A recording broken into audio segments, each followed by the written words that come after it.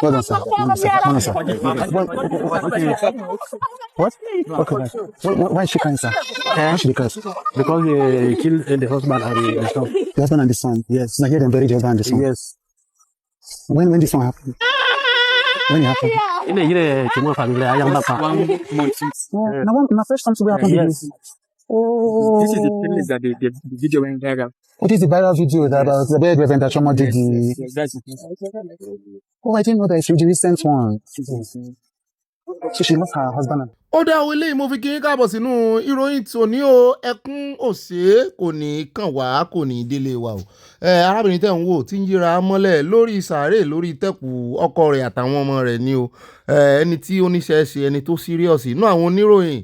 Ìyàtọ̀ sí àwọn iléèwé ìròyìn tán pera wọn ní iléèwé ìròyìn ńlá Nàìjíríà tán jókòó fẹ́rẹ́gẹ́dẹ́ tí wọ́n wáṣẹ́ ṣe tó sì jẹ́ wípé wọ́n ń dúró de ẹni tí ó wà mọ́ fún wọn ní ìròyìn. Wọ́n gba ibi tí ìṣẹ̀lẹ̀ ti ṣẹlẹ̀ lọ, wọ́n ṣe investigation, wọ́n dìde lójú kan. Ṣùgbọ́n ẹ bá ń kíra fún Jude ló kọ rẹ̀.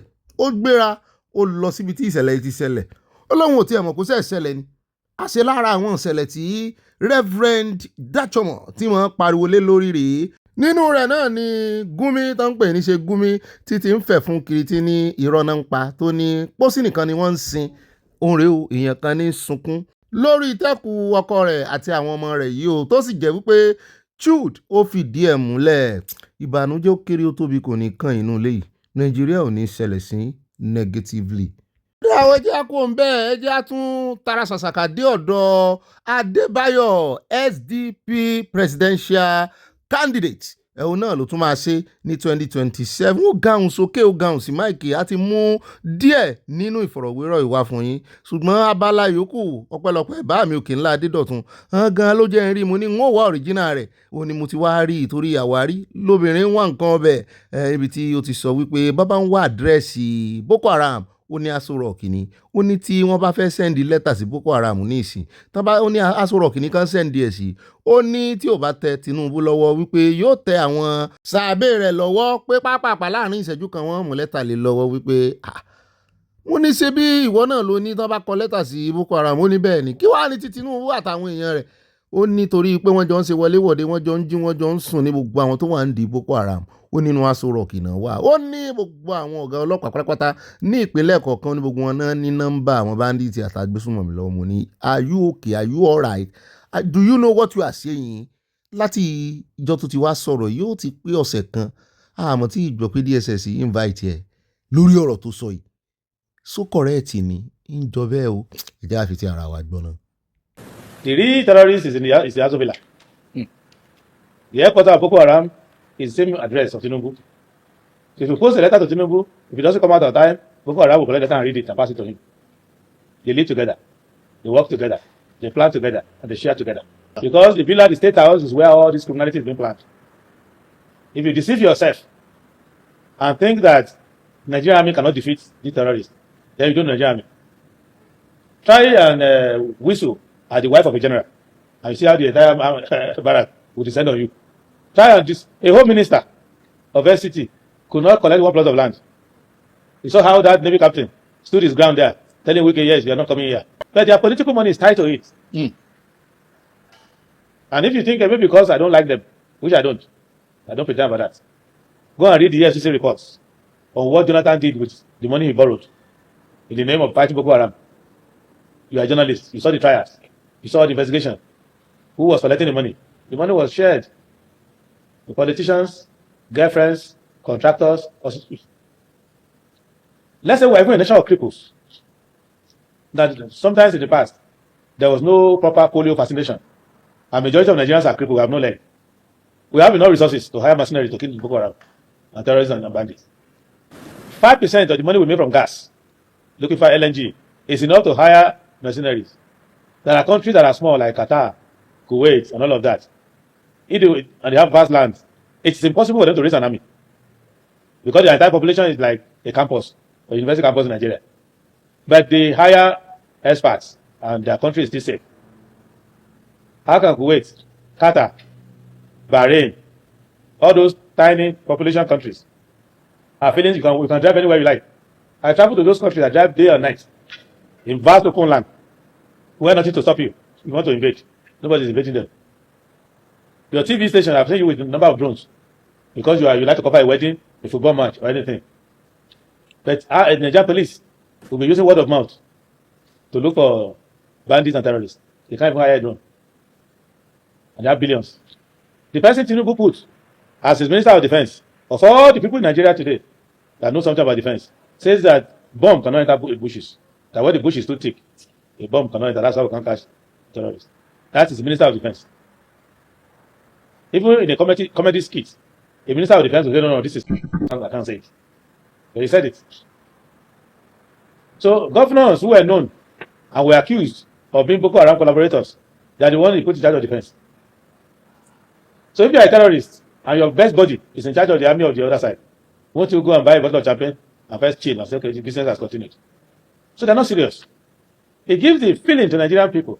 They make the army look fatigued, so that when you see the army, you don't have confidence anymore.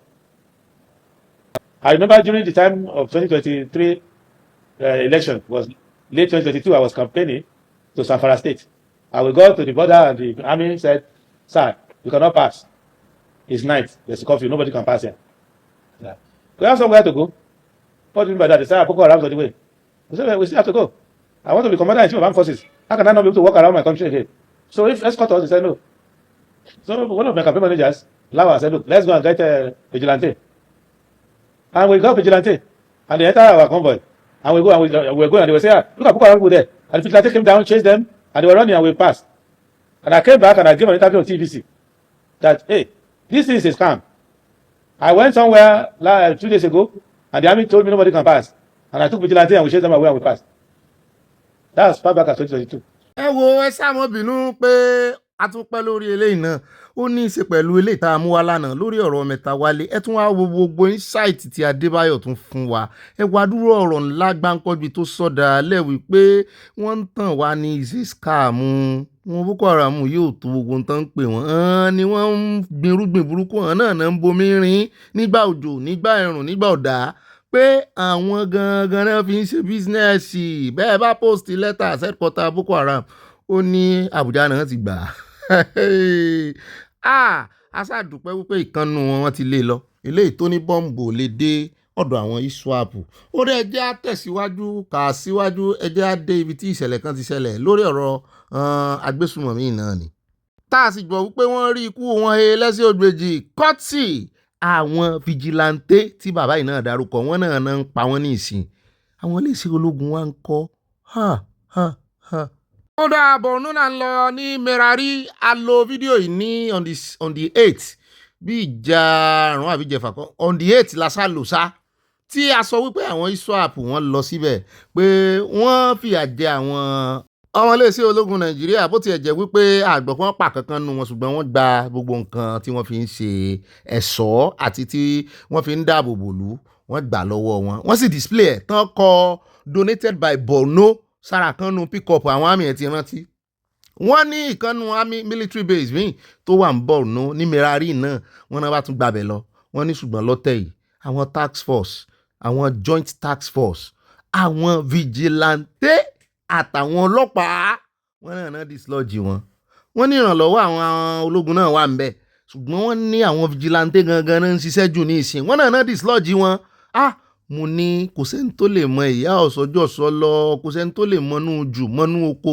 tó àwọn ọlọ́dẹ wa bẹ́ẹ̀ náà ni a tún gbọ́ wípé ìròyìn kan tá a mú wá fún yín lánàá táwọn èèyàn ti kú tó ń sọ èdè Nupe tá a sọ pé àti ìmọ̀ location wọ́n ní abala Kwara sí Kogi ló ti ṣẹlẹ̀ wọ́n ní Nupe náà ń sọ wọ́n ní àwọn tẹ́ ẹ rí yẹn wọ́n náà kó wọn lọ àwọn tó kú sílẹ̀ yẹn wọ́n náà kó àwọn èèyàn lọ ń lù wọ́n ní ṣùgbọ́n nígbà tí wọ́n fi kó wọn wọnú oko wọ́n ní sàdédé ní àwọn kidnapper yẹn bẹ̀rẹ̀ sí kú kọ̀ọ̀kan ìjèjì kò sí èèyàn kankan tó fọwọ́ kàn wọ́n náà ń kú ní kọ̀ọ̀kan ìjèjì tán jí lọ tán fi sá lọ àwọn ní òkú wọn tẹ́ rí ńlẹ̀ tá a lè jọ sílẹ̀ ńlẹ̀ lánàá yẹn a ti rí location a ti mọ ibi tó ti ṣẹlẹ̀ ẹ jẹ́ àtẹ̀síwájú àmọ́ ọmọ wa fún yín bàbá rẹ̀ rí bá àbá sì tí rẹ̀ rí wọ́n bá sọ fún apá wọn pa àwọn bandits àwọn ò ní gbé ọ̀ǹtì ìgbà tá a bá rẹ̀ rí ṣùgbọ́n eléyìí àti rẹ́rìí rẹ̀.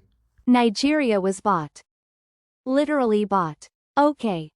So I know that's a jaw dropper.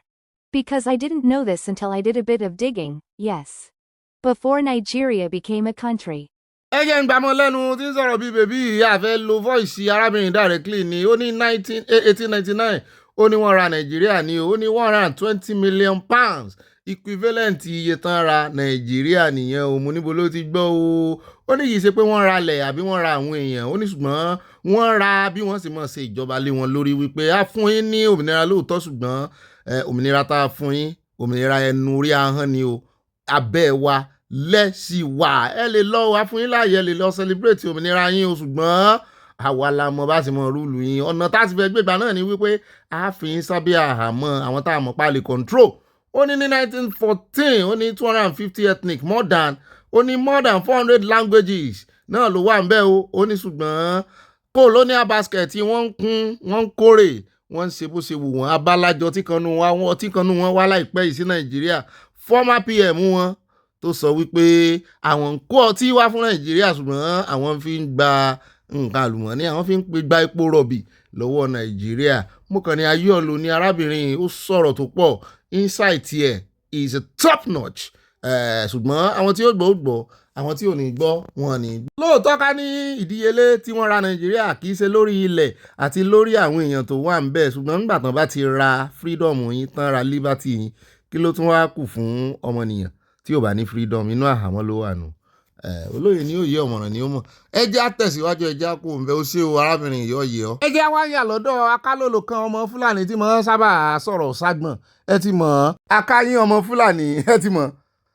ó ní inú òun dùn bí EFCC ṣe ń arrest àwọn olórí Nàìjíríà kọ̀ọ̀kan ó ní ṣùgbọ́n ó yẹ kán arrest ọmọ Yorùbá kan náà mọ̀ ní wéèrè ní bọ̀bọ̀ ẹ fẹ́ mọ àwọn tó dárúkọ ẹ jẹ́ àjọgbọ́ lẹ́nu rẹ̀ ó tún wọ́n tọ́ sí kámẹ́rà lọ́tẹ̀ yìí o ẹ sáà ti mọ̀ tí ó bá fẹ́ pe Sunday Igboho báyìí tí mo kà lẹ́yìn.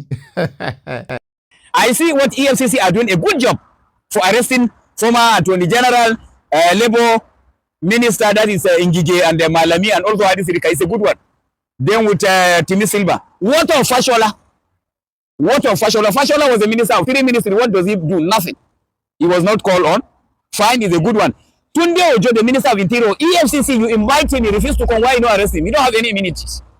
During Edu, the Minister of Humanitarian, whom sacked, the company of the Minister of Ojo is the one who did the contract, but he was not sacked. And he was invited by EFCC. I have the paper. He refused to go. Why you don't go and arrest him? My friend, if you arresting people, arrest everybody. If I committed, arrest him. If Mr. F committed, arrest him. But don't be sentiment. Don't be sentiment say you're arresting people from the north and from the east, from the south, while nobody from the southwest. Does it mean all of them they are imam? Check what Fashola did that and what does he do? Nothing. He give contract from here to Kaduna, you know, complete. Bid that to Ilorin to Lagos, 0. From Kalba to Kavina Ala to Taraba, 0. From Makwadi to Bokoma, 0. All the road he give is a fake. Nothing has been done. Investigate him also, if that is the case. But you cannot arrest people from another side and you leave another side. That is injustice. We like your job, but do your job perfectly. Perfectly. It's good. Anybody involved for Nigeria money, please arrest him. But don't be sentiment. Because today you failed to your material. You did not, when you invite him, he did not come. And nothing come out of it. Because he was brought by somebody. That is another one. Then another chapter is that good president have removed all the police from the BIP is a good one. But then, Mr. President, your son also will not have BIP. They should remove the police and your wife.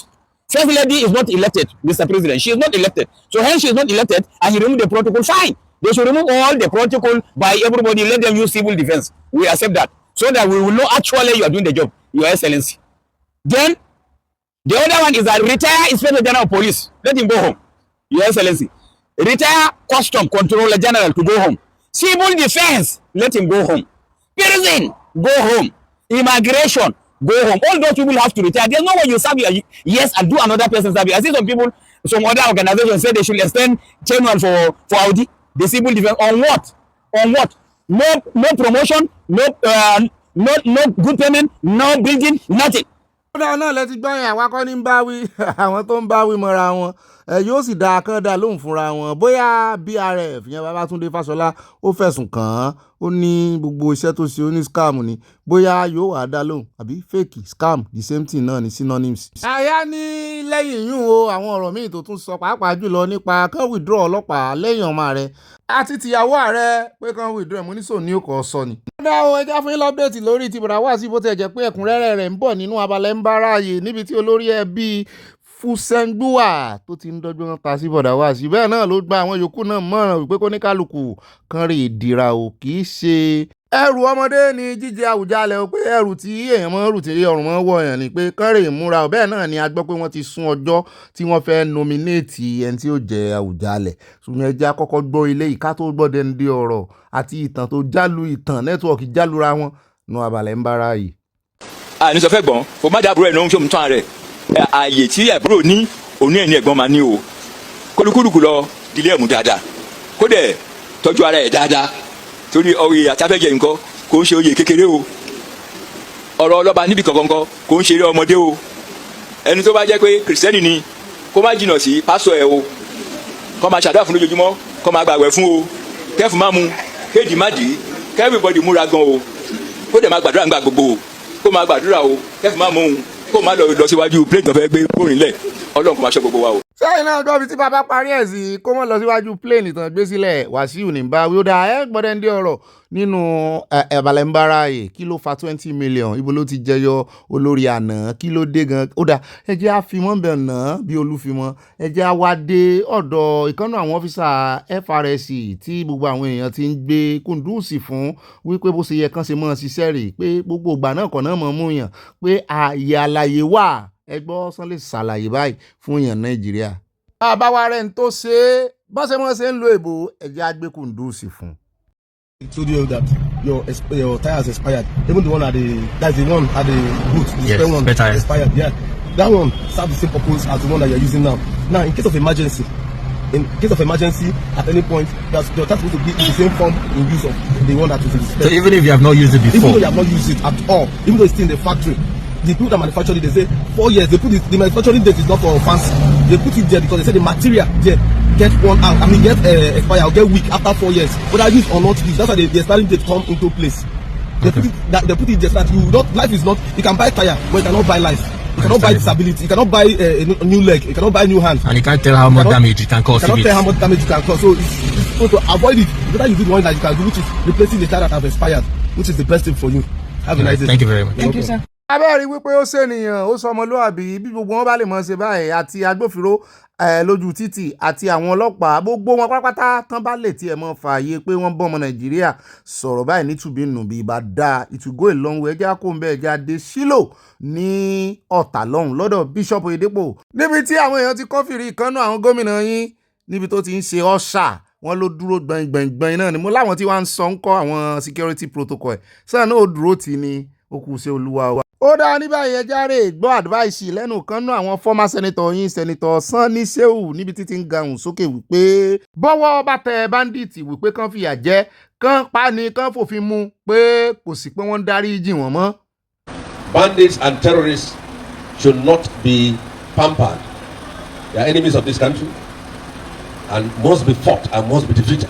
ó dá ẹjẹ́ yà lọ́dọ̀ àwọn tí wọ́n farajọ bandits náà lára àwọn agbófinró yín Nàìjíríà ni wọ́n ní bọ́sẹ̀ máa páàkì sójú títì rèé àwọn tí ń rìnrìn àjò ń dá mọ́tò wọn dúró ń kọ̀ọ̀kan èjèèjì àwọn yẹn náà wá ń tò síwájú wọn láti san owó méjì láti san ìsàkọ́lẹ̀ gbọ́ kí wàá níyàtọ̀ láàrin robbery àtàwọn eléyìí báyìí wọ́n mọ̀ pé ẹni tán gba laptop yẹn kan náà gbà yìí o wọ́n gbà ni wọ́n sì ṣe ẹ̀ ní o kì í ṣe pé bóyá wọ́n fura sí pé ó jẹ́ ọmọ yahoo yahoo o ìyún ń lo beta camera lójú ìgò ojú wọn mọ̀ pé ó mú àwọn ẹjẹ́ àgbọ́ díẹ̀ ń bẹ̀ bó ṣe ń lọ wọ́n ní bó ṣe ń ṣe fún àwọn èrò ní kì í so ní mọ́tò àwọn èrò wọ́n ní ṣùgbọ́n wọ́n ti bá ẹni tó wá post fídíò yìí lára àwọn ọ̀gá àmì kan ni wọ́n ní ó ti wá ń bẹ òun ó ti rí fídíò yẹn pé kóun yọ ń bo fídíò tó ti dọ́wọ́ tiwa àìmọye àwọn èèyàn ló ti lò ó ṣe é yọ mọ́ eléyìí ti goals kán bá wa fìyà jẹ.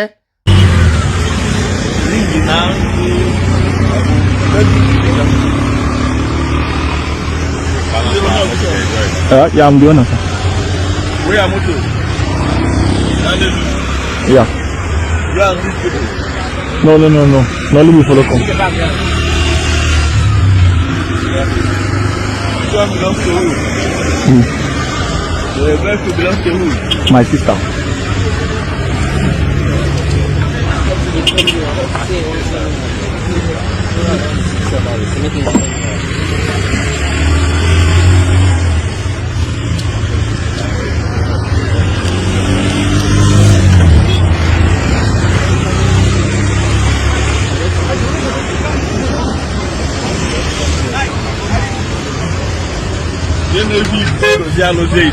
My sister.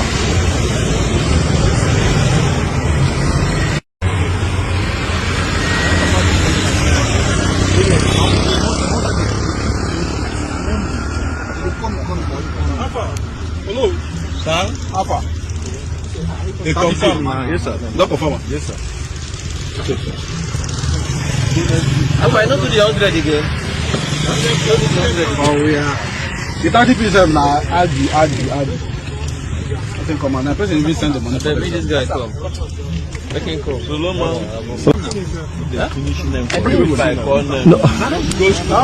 No. I think say maybe you want that I finish down now. I just want to check your bag. Come and sit your places.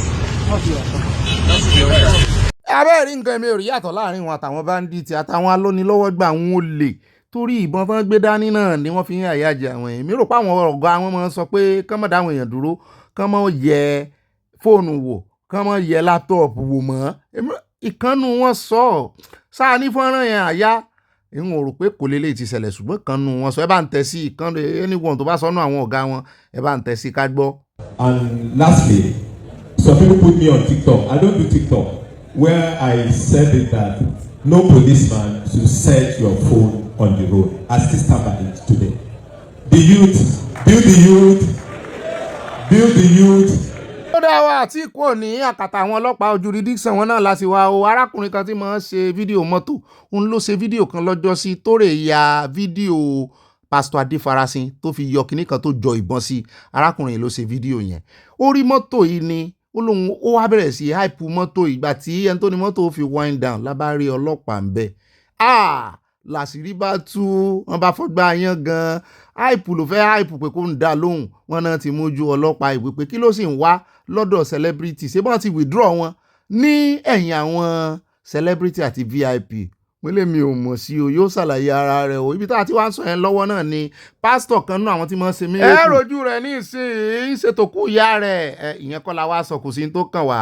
ìbá àfikún sí ìyá rẹ̀ ṣe góòlù kó fi ṣe fàdákà ṣùgbọ́n ẹ rojú rẹ̀ ní ìsìn yìí o ọlọ́pàá ní mọ́ tẹ̀lé kiri tẹ́lẹ̀ ṣùgbọ́n ṣàdédé la rí wípé ó ti rèé gba civil defence àbẹ́rí pé civil defence mo ti gbàgbé ó kọ pásítọ̀ ìwọ̀n àti very dark man wọ́n fa sùúrùtù báyìí. ó ti ẹ̀dà bí ń gbà kan wọ́n gbéra wọn lọ ilé ẹjọ́ tí ilé ẹjọ́ pàṣẹ fún very dark man pé kán mọ̀ dárúkọ rẹ̀ mọ́ kó mọ̀ sọ̀rọ̀ ń pa rẹ̀ mọ́ lórí ẹ̀rọ ayélujára.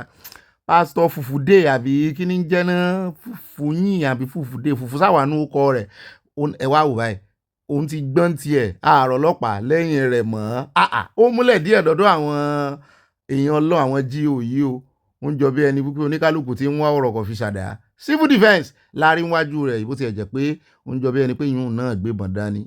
ó dáa ní àfihàn hàn yín ní ẹja kún bẹ́ẹ̀ ẹja wá dé Èkó ẹ̀yin tẹ́ ń bẹ́ẹ̀kọ́ jẹ́ ẹ wò bẹ́ẹ̀kọ́ ṣe dọ̀tí kọ́tì àwọn èèyàn kan rèé ṣèjọba ló wá dà dọ̀tí bíi ṣùgbọ́n àwọn aráàlú náà ní àwọn lọ́mà mọ́tò wọn ò tó wọn ìwà gbélẹ̀ ládùúgbò àwọn ò lọ́pṣàn wọ́n sì ti lé àwọn àbòkí lọ bó o lẹ́sẹ̀ wá mọ́ wá solution sí problem tó sì jẹ́ wípé nínú solution tẹ́ ń wá náà ẹ tún fi ń dá wàhálà lẹ́nu sílẹ̀ ìwà hygienic tó lẹ́kọ̀ọ́ àwa náà la sì pariwo wípé ẹ mọ̀ jẹ́ káwọn àbòkí kan yí kíní tó fi ń gbélẹ̀ kọjá mọ́ torí iṣẹ́ láabi wọn àti wípé anyway ànámọ́ dàdọ̀tì sí gan láwọn àbòkí yẹn ẹ sì ti kó wọn ńlẹ̀ tán ǹjẹ́ ṣé kò yẹ kẹ́ ẹ wá ojútùú ọ̀nà àbáyọ owó lẹ fi ń tàfàlà yìí iṣẹ́ fún àwọn ọmọ aráàlú tán lè ṣe òun náà lẹ fi ń ṣeré ìtẹ́ ẹ bá ra àwọn ọkọ̀ ńláńlá àjàgbé tí máa ń kó ìdọ̀tí kì í ṣe eléyìí tí máa ń fọ́n omi ìdín sádùúgbò mo rántí eléyìí tán máa ń gbé wá sádùúgbò wa ń bá rí gàǹgbà náà bó bá ti kọjá báyìí láàrin wákàtí 2 sí 3 yóò máa rùn bí ìgbà téèyàn bá kọjá ní ọjọ́ ta ni ní gbogbo àdúgbò ẹ wá wọ̀rọ̀kọ̀ kẹ́ fi ṣàdá rẹ̀ ẹ jẹ́ kó ń bẹ́ o ẹ jẹ́ wá entertain ara wa àwọn ọmọ tẹ́ ń wò yìí kì í ṣe pé wọ́n kàn ń jó wọ́n ti mú nǹkan wọ́n ti háì ní o bàálù tó mú lọ́wọ́ òun oògùn olóró ni o èmi náà ò mọ̀ tẹ́lẹ̀ ẹ wò ojú lásán ò ṣeé ṣe wèrè o wèrè la fi ń wo wèrè ó tún mú fún ya ìkejì rẹ̀ ṣé bàálù tán ti fún ṣé kejì rẹ̀ náà wàá gbà yín fún ni ó mà ṣe o ṣé Nàìjíríà sì ní ọjọ́ ọ̀la dáadáa báyìí. Come here, come now. What do you have for us today? Yes. The holiday is over. Everybody has his own job. This is my job. I need to play with my job. This is my own mass communication, so I need to work hard. Congratulations. Baba mi. So now, Miami. First of all, I need to thank NRTW for your support, and I need to thank Lagos State government for your support, and Alhaji Mustapha Segu for your support. Wow, mo ṣe gbogbo national. Tẹ́ bá rí títí lọ́mọ ta. Àdúgbò lọ́dọ̀ Ọlọ́run. Mass communication wa tá la máa ń ṣe àparí ẹ̀ lẹ́ni èyí la parí ẹ̀ ó ti yé yín èyí la dẹ̀ ṣe kíni a dẹ̀ tún gbé first class mo ń ṣe gbogbo àgbèrò lọ́mọ ta ó ti yé yín báyẹn ẹ̀yin àgbèrò tó kù ẹ jọ̀ọ́ ẹ máa fọkọ lọ sí gbogbo nǹkan tẹ́ ẹ máa ń ṣe ẹ sábà pé mo ní sọ̀rọ̀ fún yín àṣàkà 1 àṣàkà 2 àṣàkà 3. ó káre jàre ó gbìyànjú at least ó lọ sùkúù ìyàtọ̀ wà láàrin àwọn tí ò lọ ìyàtọ̀ díẹ̀ náà ni o torí ìgboro náà jọ wà.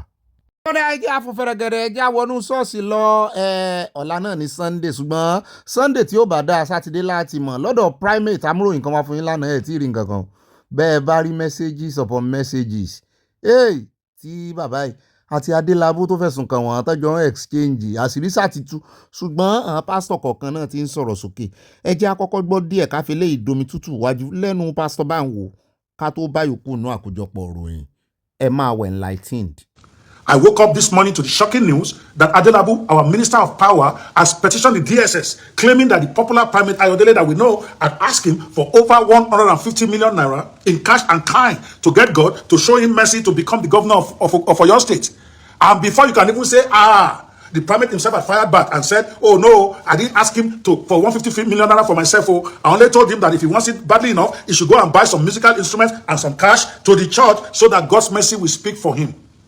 My people, right there is the madness that is threatening the church of God. So now our God Almighty has become a transactional deity. You want power? Now bring trumpet as a special sacrifice. You want governorship? Bring a keyboard and 120 million naira cash as your ritual sacrifice. You did that to me as a Christian. Without missing words, tying spiritual mercy to instrument donations or cash payments is where some of our pastors have lost their collective minds. How is that different from a babalawo who insists you must take a neighbor ritual to read a meta to get mercy from a Romiyan? ó rẹ ẹjẹ́ àkọ́ńbẹ́ o ẹjẹ́ àdọ́dọ̀ Sowore níbi tí ó ti ń fún wa lọ́pdẹ̀tì wípé ǹjẹ́ a ti gbọ́ wípé mínísítà Metawale pé ó fìwé ìpẹ̀jọ́ ó fi ránṣẹ́ sóhun wípé kí ló dé tóun sọ̀rọ̀ òun káàkiri tóun mẹ́nu rán ọ̀rọ̀ òun lórí pé wọ́n rí agbésùnmọ̀mí kan lé òun wọ́n ṣe kinní kan.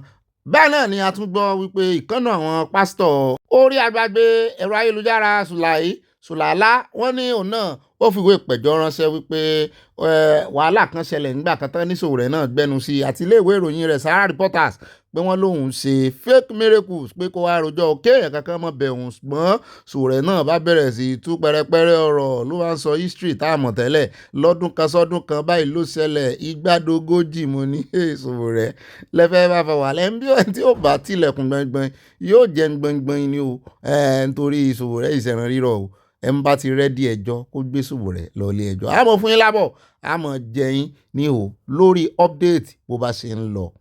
ẹ jẹ́ kán poṣó lólóṣó mọ́ ẹlẹ́yin ló tẹ́lẹ̀ ìgbà tá a kéré oṣó nísìnyí wọn á lẹ́ni olóṣó gbogbo ẹ̀ lẹ́tí dabarú ẹ̀ kò yé nìyàn mọ́ obìnrin ò pé àlè lálẹ́ mọ́ wọn láàánú wọn ni nígbà tá a lè já láàánú rẹ̀ kí ni Jésù fẹ́ jẹ́ ok wọ́n ní Jésù lólóore tẹ́ ẹ rí ìran yìí. God will not say ito ṣe yẹn bad o he will say you done evil but kó má bàa sound too judgmental àwa ń lo ito ṣe yẹn bad torí tí èèyàn ló ṣe tó ló bad yẹn lójú Ọlọ́run evil ló ṣe pàlè lálẹ́ mọ́ ó ti di aláàánú èmi rò pé Jésù náà ń pè ní ọba aláàánú.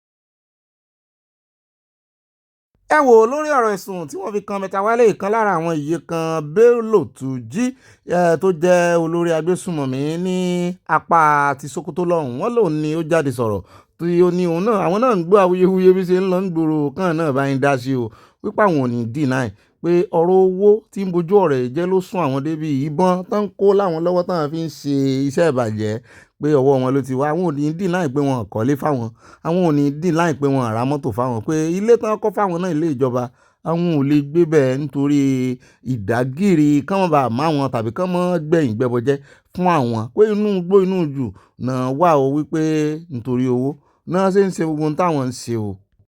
Bẹ́ẹ̀ náà ló ní báwọn ò bá ní parọ́, báwọn ò bá ní sọ̀tẹ̀, ó láwọn ò ní deny wípé wọ́n arrest Bello Turji nígbà kan wípé àwọn náà gbà á lẹ̀ àti àwọn àsọmọgbé àwọn gbogbo àwọn sàbí àwọn wípé he just want to deceive people by saying that it was done for his own benefit. Pé kì í ṣe torí ti Bello Turji àtàwọn bandits àwọn agbésùmọ̀mí tiẹ̀ làwọn eléyìí, kì í ṣe torí tiwọn náà ṣe ń ṣe o, wọ́n kàn fẹ́ mọ́ parọ́ mọ́ àwọn ni o, pé àwọn náà ti wá jáde sọ̀rọ̀ báyìí o, pé they bought 140 cows from their hands, pé àwọn rà ni o, pé àwọn sanwó àwọn kówó lé òun ní nǹkan ṣe yín. Àwọn ẹgbẹ́ agbésùmọ̀mí náà wá ń jáde, wọ́n wá ń bá yín tàkúrọ̀sọ, wọ́n ń bá yín ṣàríyànjiyàn lórí ìfàǹfà wípé kó màálù fún wọn, kọ́lé fún wọn, ra mọ́tò fún wọn, wọ́n mú wọn dé station arrest wọn. pọ́n náà tó ní kán tú wọn lẹ̀ wípé ọ̀pàlà ń bá ń wájú kù mọ̀ lẹ́yìn ọrùn, ṣé bójú ṣe rí rèé tá à ń jòbì lọ́jà ìdẹ o. yanzu to yanzu nake tabbatar ma da cewa nan ka tabbata munafikin Allah. To ba shawar lake nan da ya bamu miliyan 30 din kai ka rike su. Mun shaida ne ka gani da ni da CD mun je mun ga Metawale ido, amma wallahi ni Metawale bai ban miliyan 3 ba. Ina iya rantsewa da Qur'ani wallahi tallahi bai bamu ba. Amma ka zo ka ce miliyan 30 wallahi ƙarya kake. Anan ƙarya kake wannan gaban. To kuma duk sa da kake magana sulhu aka ce an yarjejeniya. Ba mai sake taɓa ne aka ba kwamitin ku na makiyaya ku sai mu da dussa, kuma duk buhu abinda an ka baka nawa ni baka naira 650 kenan kyauta aka baka ka dussa. Kai Alhaji Musa ka ji tsoron Allah ka faɗi gaskiya abin da ka sani, wannan ba mai dorewa bace wannan duniya, ko ban ma ita aka kashe Metawale ba ni abun da za ka zo ka dawama bane, ka fahimta ko abin da muke son ba mu fahimta in yan ta'adda aka yi bida kai Alhaji Musa ai ubanka ake kamuwa, tsohon gwamnan jihar Sokoto mu muna da tete kutancewa da shi da Yarima, su duk bala'in da an ka haddasa a jihar Zamfara da Sokoto a kama su ba da labarin waye ya sare ruggagen mutane Fulani, waye ya kirkiri yan banga, waye ya kirkiri wanda ke kashe Fulani. Alhaji Musa Kamara ni ka sani na san ka, bari in tambaye ka a gidanku da kake zaune Isa local government a kilomita 1 da gidanku, baka san yammaci dan gwandi akwai mashekar Hillani wanda ake kira Malasaba, uban kai sai aka sari, baka san Binga Bale ba uban kai sai aka sari, baka san Rai Mace ba uban kai sai aka sari, baka san Tusa Biri ba, duk gabati Isa da dake wannan magana. Alhaji Musa kuma haka ce akwai wannan da kari kici da Zamfara wanda ya wuce uwayenku, subhanallahi wa iyazu billahi. To lokacin da babu Metawale a mulki, lokacin da wannan shehi wake daukan nauyin mu mun zo daga Rabbil Alamin ne, ka fahimta ko kuma kai ka sani ba wani mutum mai daukan nauyin mu, in sheri za ku yi to mu ba a siyasa da mu, kuma ba mu tare da yan siyasa, mu mun zo daga inda Allah ne, ka fahimta ko ba kai da ni awa wani shar. Metawale ya cuce ni kuma na bashi da Rabbil Alamin.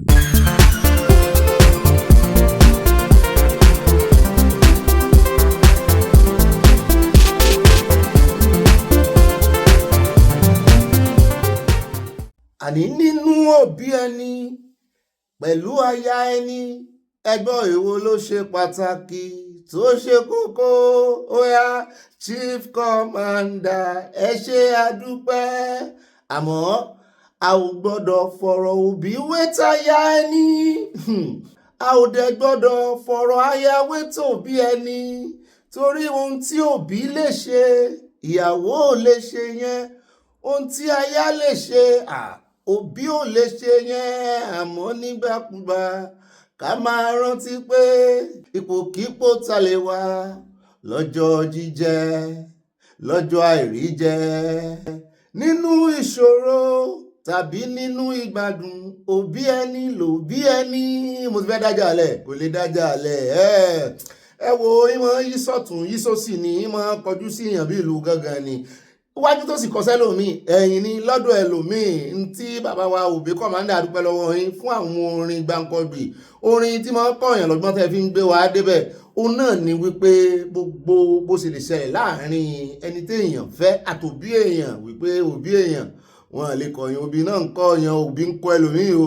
tí ó dì sóònù ẹ̀ kí wá ṣèyàwó nìkan náà ni wọ́n kọ́ èèyàn ọkùnrin gan àwọn ọkọ̀yàwó wọ́n kàn fi pàrọwà wọ́n kàn fi pòwe fún wa ní bó ṣe wà ní líìkì ló wà ní gbàǹjà ṣùgbọ́n gbogbo bó ṣe lè ṣẹlẹ̀ náà tíbi tí ìfẹ́ bá wà ní ẹja dúró sí o gbogbo ibi tó bá ti wà toxic ìbá ṣe relationship ó máa wà toxic láàrin ọmọ àtìyá náà kì í ṣe láàrin ọkọ àtìyàwó nìkan bó ti ẹ̀ jẹ́ wípé àwọn ọkùnrin kan máa ń dámọ̀ràn wípé wọ́n ti ẹ̀ mọ́ sọ fáwọn ọmọ wọn wípé wo ya yín tẹ́ rí yẹn afẹ́wálé ni o is not part of our family o kí ni ẹ̀ ń dá wà láàlẹ́ gan o àwọn ọmọ ẹbẹ̀ tó ló fẹ́ wálé yìí ní ẹ̀jẹ̀ lúpọ̀ mẹ́jẹ̀ ní àtọ̀ lúpọ̀ mọ́ àtọ̀ tó di ọmọ tí wọ́n ń pè lára lé a jẹ́ wípé bọ́ bá pe ọmọ tí ẹ tó ń pè lára àta bí fún ọ ọmọ tó jáde látara ara àta seemingly ẹni tó ń pè lára àta allegedly ṣùgbọ́n ìwọ nìkan kọ́ ló dábí ọ̀hún gan ló bọ̀ rú ga ó yẹ ká mọ ronú jinlẹ̀ lórí ọ̀rọ̀ ìgbéyàwó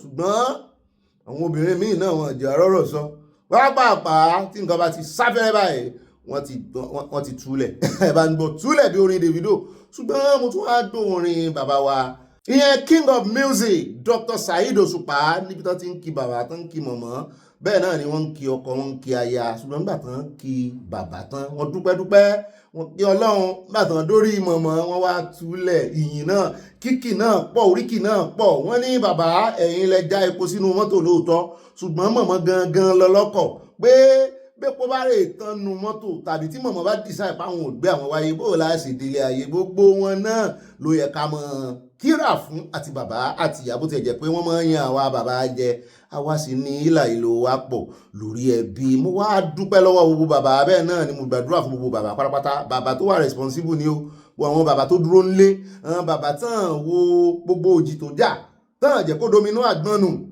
èèyàn ò lè wà nù ìgbéyàwó kíjì mọ́ já èèyàn ṣùgbọ́n bíjì ò bá ti dominú àgbọn nù adúpẹ́ lọ́wọ́ ọlọ́run àtúnwá adúpẹ́ lọ́wọ́ àwọn tó ní sùúrù náà àwọn méjèèjì ṣé bàbá ni ṣé ìyá ni sáwọn méjèèjì náà jọ gbára wọn ọ̀pọ̀lọpọ̀ ọgbà ọkùnrin ní máa ya ẹ̀gọ́ tó bá fẹ́ kí márèèjì ò wọ́ kíbi tá a gbà wọlé nu o bó ṣe wálé nínú ó fẹ́ wá ni o ọ̀pọ̀lọpọ̀ ọkùnrin àní èèyàn mi kan ló sọ fún mi ó ní lọ́jọ́ tó ń ti fẹ́yàwó ló ń ti decide tó rò ń wo sàákún wípé bí ó bá fi di bí ọdún kan sí méjì síra àwọn pé ẹni tó ń fẹ́ yìí àwọn ò dàrú òun ti rí kóhun tó gbẹ́sẹ̀ lé lòun wá kúkú decide wípé òun bára àwọn sọ̀rọ̀ ó pera rẹ̀ ló kọ owó mirror òun ríra àwọn inú mirror òun wá sọ fúnra àwọn bí ìgbà tẹ́mi náà ń wòra mi ní ìsìn wípé ìwọ ọ̀gbẹ́ni Bobby wọ́n bára mi sọ̀rọ̀ bẹ́ẹ̀ pé ìwọ ò serious gbàmí tí ń bá mẹ́hẹ̀ ní orí rẹ̀ òpè tó ń bẹ̀ wò ọ̀gbẹ́ni Bobby mo máa ń sọ fúnra mi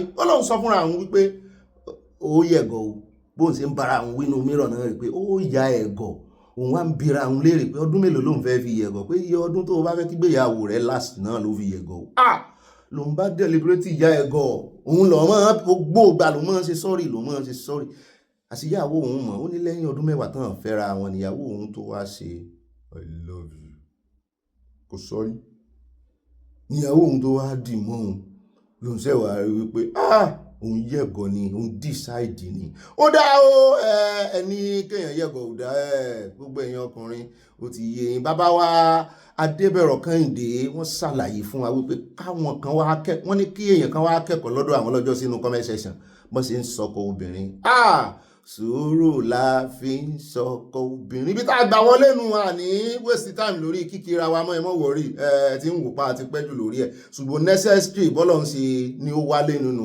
gbogbo ilé tẹ̀ wá bá pàdé lábala Lerefe akí ọlọ́run àyìn ọlọ́run agẹ ọlọ́run bá àbátí ẹ̀yìn ara wa ẹjẹ́ akí ọlọ́run o adúpẹ́ lọ́wọ́ ọlọ́run Elédùmarè ọba tẹ́rẹrẹ kárí ayé olódù tó máa rí olódù tó máa rí bẹ́ẹ̀ náà ni mo gbé fún ẹ̀yin èèyàn mi ẹ̀yin mọ́ mi ẹ̀yin bá mi ẹ̀yin tí ọlọ́run wò mí sùnsùnsùn tó sì jú mi sí yín láàrin wípé ọmọ tó fẹnu ọra tó gọ̀gọ̀gọ̀ yìí ẹ bá ń sápìn ẹ̀ ẹ̀yin ni sharpener èmi ni pencil ẹ̀yin lẹ wá ń sápìn mi yọ yẹn kò ní yẹ ẹ lẹ́ o n ò fi ṣeré n ò fi ṣàwàdà o a tún pàwọ̀ ẹ̀dẹ́ mi lónìí o ẹ káàbọ̀ lẹ́ẹ̀kan sínú abala àkórí ìròyìn níbi tá a ti mọ́ dam tútù wájú tá a ti tẹ̀lẹ̀ tútù ibà Pentagon yìí náà rí òyìnbá kangaroo kangaroo ó dá alákọ̀ọ́kọ́ nú àwọn abala ti àkórí ìròyìn àgbẹ̀yìn dé ọ̀dọ̀ àjọ immigration Nigeria wọ́n náà ní ìkéde fún yín ìkéde pàtàkì wọ́n ní disruption wà temporarily o látọjọ́ wo sí ọjọ́ wo lórí àǹdà passport à ń rí new passport wípé ẹ̀sìn mẹ́dọ̀nà ẹ fẹ̀dọ̀ lórí òróǹro ẹ lọ ní sùúrù ẹ bá fẹ́ sanwó tẹ́lẹ̀ ní sùúrù náà mọ́ ìsanwó disruption fẹ́ wà nínú signal àwọn àmbọ̀ mẹ́ lónìí náà ni kò ní dọ́là gbé níbẹ̀ bàbá tí wàá kó ń bẹ̀ tán á lọ sí ọ̀dọ̀ Tìjàní mẹ́tí ń jẹ́ Tìjàní mú kí oríkì rẹ̀ délẹ̀ mínísítà fún innovation and digital economy and communication ó sàkó gbogbo ẹ̀ pọ̀ lóye ìtẹ̀ pọ̀ ju wọ́n ló kájú àwọ̀ rẹ̀ kájú lò ó dáa ṣé àwọ̀ ẹbọ náà béèrè pẹ́sàn lọ́wọ́ rẹ̀ tí ń ká lòlò yìí wọ́n bí òun náà wípé kí ló dé tí àwọn agbésùnmọ̀mí àwọn báńdíìtì lórí ẹ̀rọ ayélujára tí wọ́n wá ń gbilẹ̀ sí i tán tó ń fi ìjọba Nàìjíríà pawẹ̀ ẹ̀dẹ̀ pé àwọn ti bí àwọn agbẹnusọ ààrẹ méjì àwọn méjèèjì wọn fún àwọn ní ánsà tó kún sọ́sọ́ wípé ṣùgbọ́n àwọn mọ̀ wípé ìwọ gan-an náà fi jóyè àwòdì ó yá wá gbẹ́dìyẹ kí ló dé tẹ̀lé mú àwọn báńdíìtì innovation sá ní communication náà ní ẹ̀yin lẹ́wà ń di satellite a sì mọ́ rí ọtí wọn náà mọ́ ń ṣe galegale ìwọ àti torí àwọn èèyàn wọ́n fojú wò wípé lẹ́yìn mínísítà Olúbùnmi Òjó lábẹ́ ìṣèjọba Ààrẹ Olódòdẹ ìwọ làwọn èèyàn tó máa ń wò pé you are a young guy ìwọ náà ti bú Ààrẹ Olódòdẹ rí ẹ tí ẹ pọ̀ tẹ́ ẹ ti tanú àbùkù lu Ààrẹ Olódòdẹ tó jẹ́ wípé ó kàn dáríjì náà ni ń jọbi ẹni pé Olódòdẹ lẹ́mìí dáríjì o kí n mọ̀ wò bẹ́ẹ̀ wọ́n play politics ni téèyàn bá fi ìdáríjì play politics náà mélòó náà àwọn olóṣèlú yín náà fi ìdáríjì play politics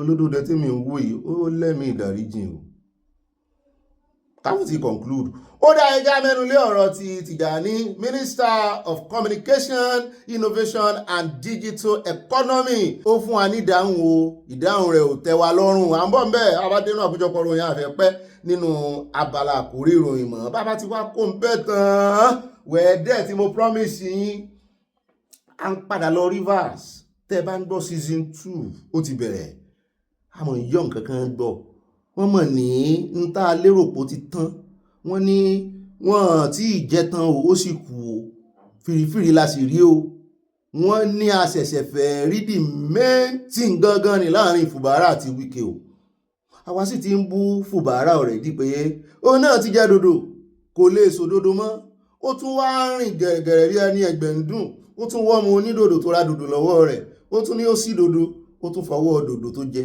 ó fi rọmọ onídòdò nítòtò nídò àṣé ọ̀rọ̀ ń bọ́rọ̀ bọ̀ eégún aláré ọ̀rọ̀ ń bọ́rọ̀ bọ̀ eégún aláré wọ́n ní nǹkan ò sẹnure láàrin wọn wọ́n ti ẹ̀ ń kí n tó jẹ́ káwà ti ẹ̀ ṣàkíyèsí náà ni wípé ó ń kí Wike happy birthday mo ní sẹ́ni birthday rẹ̀ ni wọ́n lánàá ni ó ti léètì sáwọ́ wà kí ni kí ló kàn wá pẹ̀lú birthday ẹ̀ wọ́n ní akí ọlọ́jọ́ òbí ni wọ́n ní ṣùgbọ́n ká fi opportunity yẹn ká fi kàn lábẹ́ ká fi kàn kò ká fi sọ fáwọn èèyàn wípé nǹkan ò sẹ́nu rẹ̀ o Wike ti play ara rẹ̀ out mo láwa náà project ẹ̀ àwa náà permutate ẹ̀ lọ́jọ́ sí pé Wike ó pàpà play ara rẹ̀ out ni iṣẹ́ tán gbé fún ṣé wọ́n ti yá use ẹ̀ wọ́n ti dọ̀m̀bù ẹ̀ nù ọ̀nbọ̀n bẹ́ẹ̀ gbogbo wìnìwìnì tá à ń gbọ́ wàá sọ bàbá dénú àkójọpọ̀ ròyìn bẹ́ẹ̀ náà láàgbé bọ̀dà Láolúwa Àkàndé ní Channels TV náà fẹ́ sọ̀rọ̀ àtàwọn tó tún rí ju àlọ́ wọ́n rọ̀ kan ju àlọ́ náà ní táwọn rí oúnjẹ ọbẹ̀ ni wípé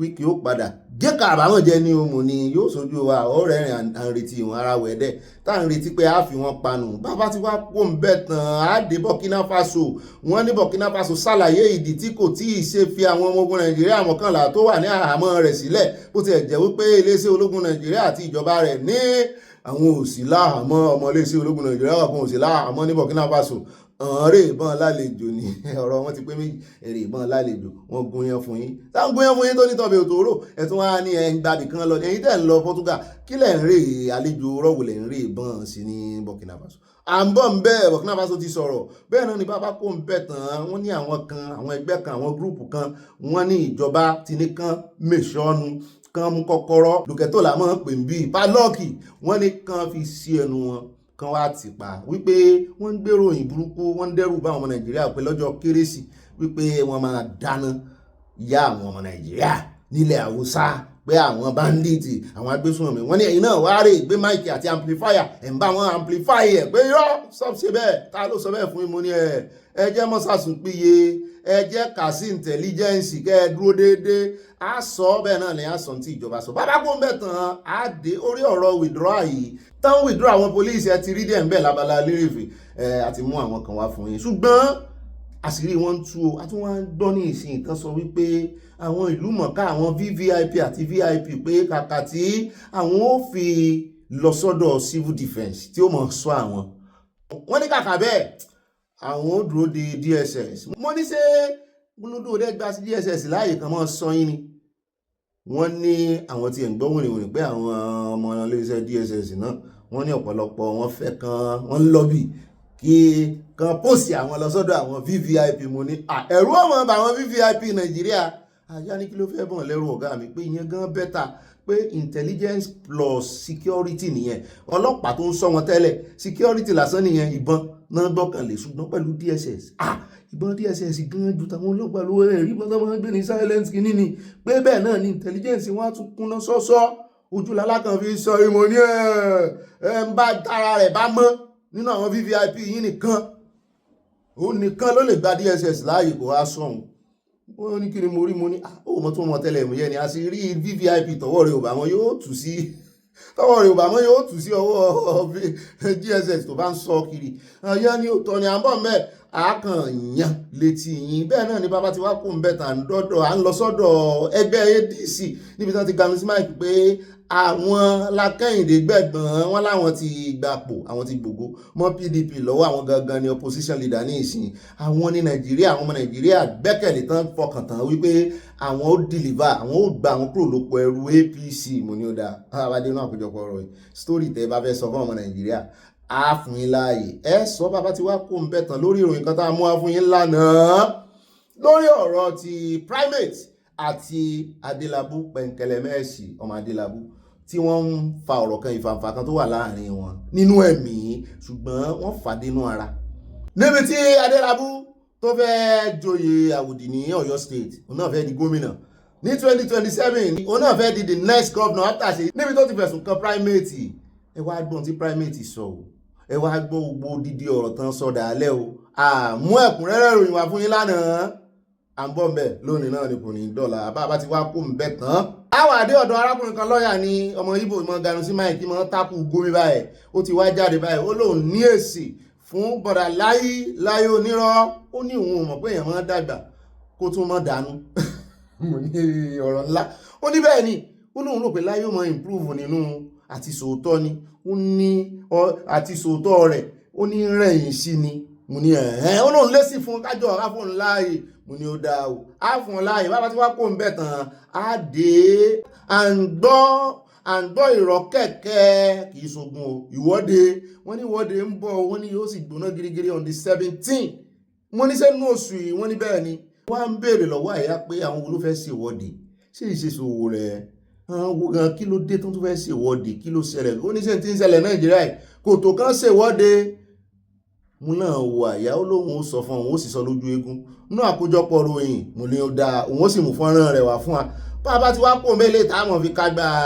abala ti àkórí ìròyìn ńlẹ̀ ó náà ní ti Calabar Coastal Way Lagos Calabar Coastal Way tá a gbọ́ pé wọ́n náà ti ṣí òun ní sọ́ọ́ ti yá ṣe inauguration hàn jẹ́ àmọ́ mo rí ó dà pé mo kófìrí Ọọ̀ni ọ̀fìfẹ́ náà ń bẹ ó dà bàbá dénú àkójọpọ̀ ìròyìn à ń gbogbo ẹ̀ wá àníri jù báyìí lọ nínú àwọn àkórí ìròyìn wa ní pápápá ẹjẹ́ wa mọ̀ tẹ̀síwájú kà síwájú mọ́ mi lójẹsà ó yá ẹjẹ́ kà síwájú nínú abala tí ó mọ̀ tẹ̀lé báyìí Abala Sanawole ẹ ti prepare èmi gan ó sì fìlà á sì fìlà yá ni o ó dá yá o ẹjẹ́ wo ojú kámẹ́rà ẹwẹ̀yẹ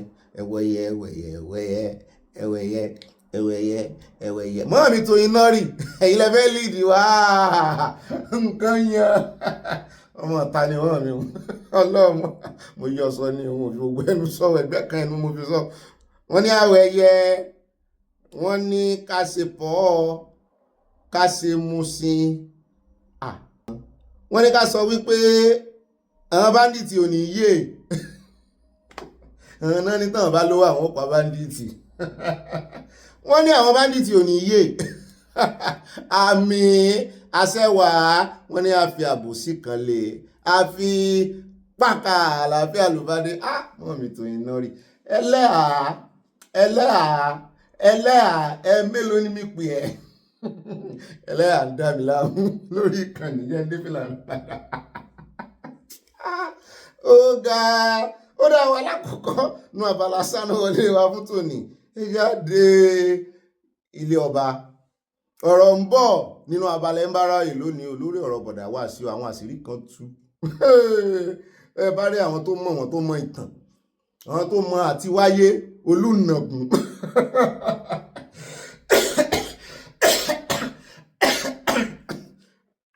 orúkọ àbòsí náà ni ó sápá lórí mi ò àbòsí mọ́ sápá yẹn lórí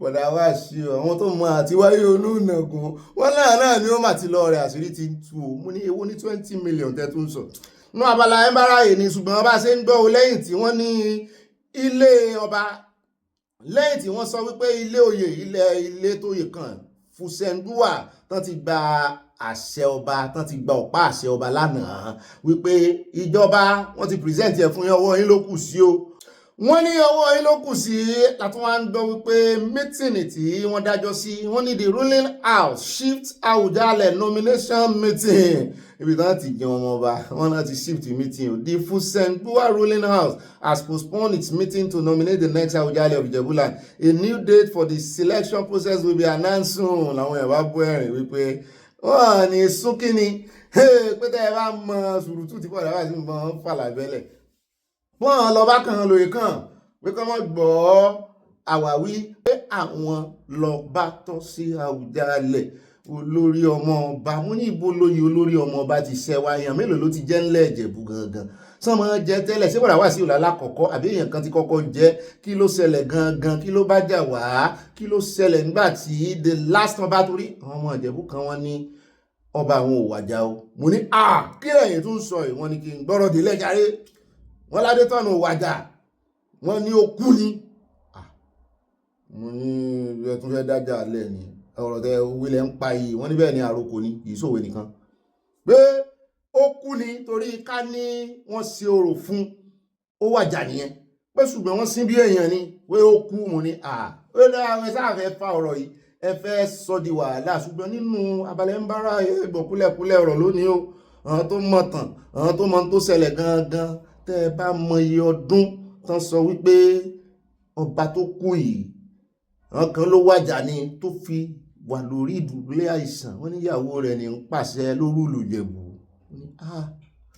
ó dá ń bọ̀ ń bẹ́ o ó bá jẹ́ ìtànkìtàn ni ẹ̀yin ọmọ ojúlówó Ìjẹ̀bú ẹ̀pọ̀ ń bí bá mi Òkènlá Adédọ̀tun ẹ̀wà ẹ̀ bá dá sínú Abala ẹ̀ńbára yìí bẹ́ẹ̀ náà ni bàbá ti wá kó ń bẹ̀ tán ní Abala Sanawole la wà ẹ já lọ tààràtààrà sí inú ìròyìn tí ó mọ̀ tẹ̀lé ẹ já kí Wike happy birthday amọ̀kì ẹ já kí ẹ bá ń sá sí ẹjẹ́ àwò báwọn kúrúnù ẹ̀ àwọn kúrúnù ìṣẹ̀ àwọn ẹrúkú rẹ̀ bọ́n ṣe kí fún happy birthday bàbá wá dénú àkójọpọ̀ ròyìn a mọ̀ sọ̀rọ̀ lórí òun àti Fubara season 2 àní ìwò tán ó ní àìbá ń tẹ́ sí ẹjẹ́ àwò bó ṣe lọ. Happy birthday to you, happy birthday to you, happy birthday, happy birthday, happy birthday.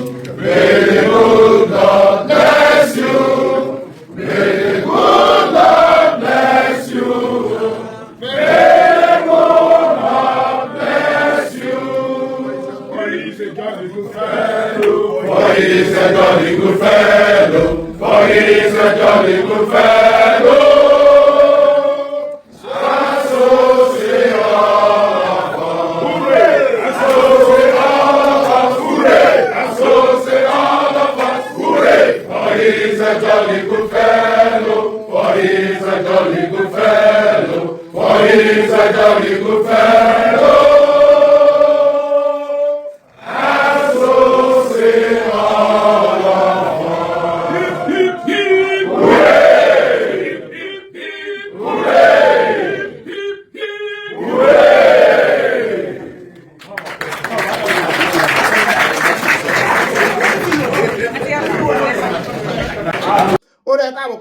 bẹ́ẹ̀ lọ́dọ̀ Bámi Bishop Oyedepo bá ti gbọ́ Bishop báyìí bọ́n àti ẹ̀fọ́ Oyedepo síwájú rẹ̀ ibi tọ́kàn yóò lọ náà ni wípé ọ̀dọ̀ Oyedepo ni. sọ́ọ̀ nìkan Bishop Nàìjíríà ní rárá ṣùgbọ́n the first Bishop ní lọ́kàn everybody. ibẹ̀ láti wá gbọ́n tó ti sọ̀rọ̀ tó ti ní wọ́n fáwọn ní $1 billion pé kò lè jẹ́ kàn pé kò lè ti àwọn rí sí ẹgbẹ́ òṣèlú. mo rò pé àwọn kan ń pè pé wípé kàn náà gbìyànjú kan jáde bóyá àwọn èèyàn ó dìbò fún ọmọ ní ẹ mọ̀ sí rí kíní wọ́n ní ẹ fẹ́ rè ṣeré gele ẹ power tọ́sù gbogbo agbára tọ́lọ́run fún yín náà spiritually ẹ ra wọn wòran bàbá ní kò tiẹ̀ sí tó ká wọn àwọn ò ní jẹ́ kán ṣe àwọn bí Abíọ́lá pé bá fáwọn ní $1 billion àwọn ò ní kò ní wọ àwọn lójú àwọn ò ní sojú kòkòrò rejoin politics bàbá ní ju $1 billion lọ kí ni jẹ́ $1 billion.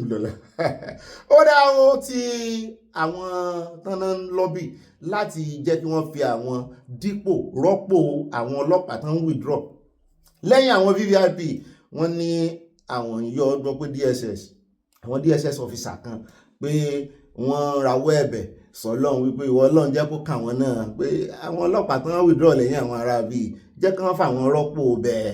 ó wá fẹ́ dàríyànjiyàn láàrin èmi àtàyà níbo ló ti gbọ́rọ̀ yìí sàn DSS náà fẹ́ fi rọ́pò ibi civil defence ní olódó sọ civil ní DSS fẹ́ẹ́ rè máa sọ àwọn VVIP fún iṣẹ́ ọ̀tẹlẹ̀múyẹ́ kì í ṣe ẹ̀ka ọlọ́pàá ní DSS lóòótọ́ ṣùgbọ́n iṣẹ́ ọ̀tẹlẹ̀múyẹ́ náà wà fún bẹ́ẹ̀ ni ọ̀tẹlẹ̀múyẹ́ náà wà fún náà ń gbé mọ́ lóòótọ́ nítorí ibi tó bá ti ń ṣiṣẹ́ wọ́n lè pàdé ọ̀daràn tó fẹ́ dojúkọ wọn ṣùgbọ́n kí wá ní tiwọn láti rè máa jẹ́ personal security fáwọn VVIP mú ní ìròyìn yìí mọ́tì ẹ̀jẹ̀ ayírí ẹ̀ wò mọ́ jẹ́ ká debate lórí rẹ̀ rárá lóòótọ́ owó ni ó bàdé fún wọn ṣùgbọ́n mi rò pé wọ́n sanwó fún wọn personally èmi rò pé wọ́n kàn máa increase allowance wọn ní gbogbo owó tí àwọn VVIP tí bá ń sọ tí wọ́n bá ń san fún wọn kálù ti ẹ̀rí bẹ́ẹ̀ owó àwọn ọ̀gá wọn ni ó máa bọ́ sí ṣùgbọ́n owó náà pọ̀ wà bẹ́ẹ̀ rí house of ọmọ ilé ìgbìmọ̀ asòfin tó sọ̀rọ̀ lọ́jọ́ sí tó ní 450k ni wọ́n jáde lọ́wọ́ òun lóṣooṣù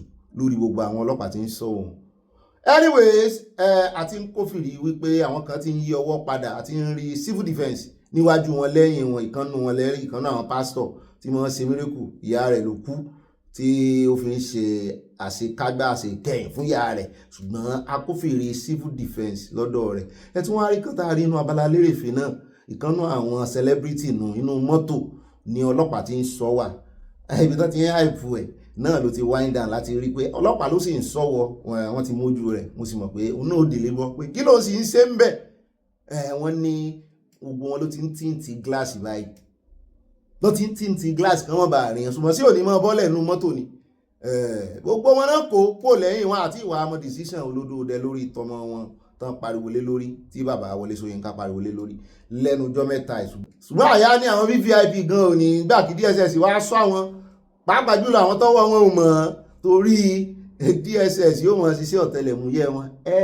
everywhere wọ́n fi mú fílẹ̀ ní ẹ̀rù ó sì mọ̀ bà wọn celebrity torí tọ́wọ́ wọn ò bà mọ́ àjẹ́ pé ó múṣẹ́ rọrùn fún DSS tó yẹ kán ti ẹ̀ sí nìyẹn ìjọba olódó ní bá fọwọ́ sí wíyá kẹ́ kúkú increase employment job opportunity DSS àwọn tí wọ́n fi mú fílẹ̀ ẹ bá wa taari wọn sọ́dọ̀ àwọn VVIP àwọn tọ́wọ́ wọn ò bá mọ́ ń bẹ̀ kọ́ lọ́n tètè mú wọn ó dá ilé ìdáàmú fi káde gbogbo rẹ̀ lẹ̀ nú abala ti Sanawole ẹjẹ́ á dé ọ̀dọ̀ arákùnrin níbi tó ti sọ wípé ọdún burúkú èṣù gbomimu ni fún Nàìjíríà nípa ètò ààbò pé àwọn ti ṣe gbogbo multiplication and addition àwọn fún ọdún 2025 mo ní àkó tí gbogbo àmọ́ ṣe náà review of 2025 ó ní ẹmú Buhari àti ìjọba olódó rẹ̀ papọ̀ ó ní gbogbo ètò ààbò lábẹ́ ìṣèjọba wọn ó ní ó mẹ́ kọjá àti Jonathan ẹjá sáré gbọ́rọ̀ lẹ́nu wọn ọ̀rọ̀ wọn make sense tá a bá dé káwa mọ̀ bọ́ sínú abala tí ó mọ̀ tẹ̀lé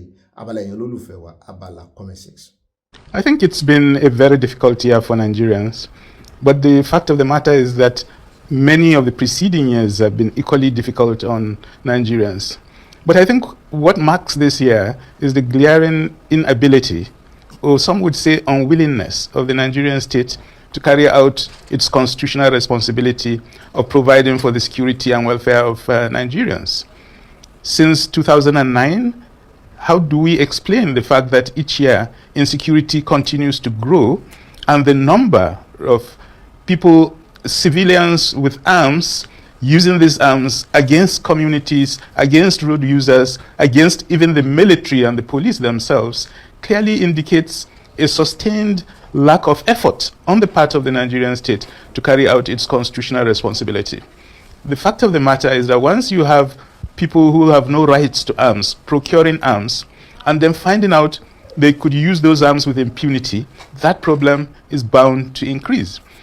We have had many moments of hope that the tide will turn. When Buhari came, many of us felt the tide will turn. This is a tough general. He will deal with them.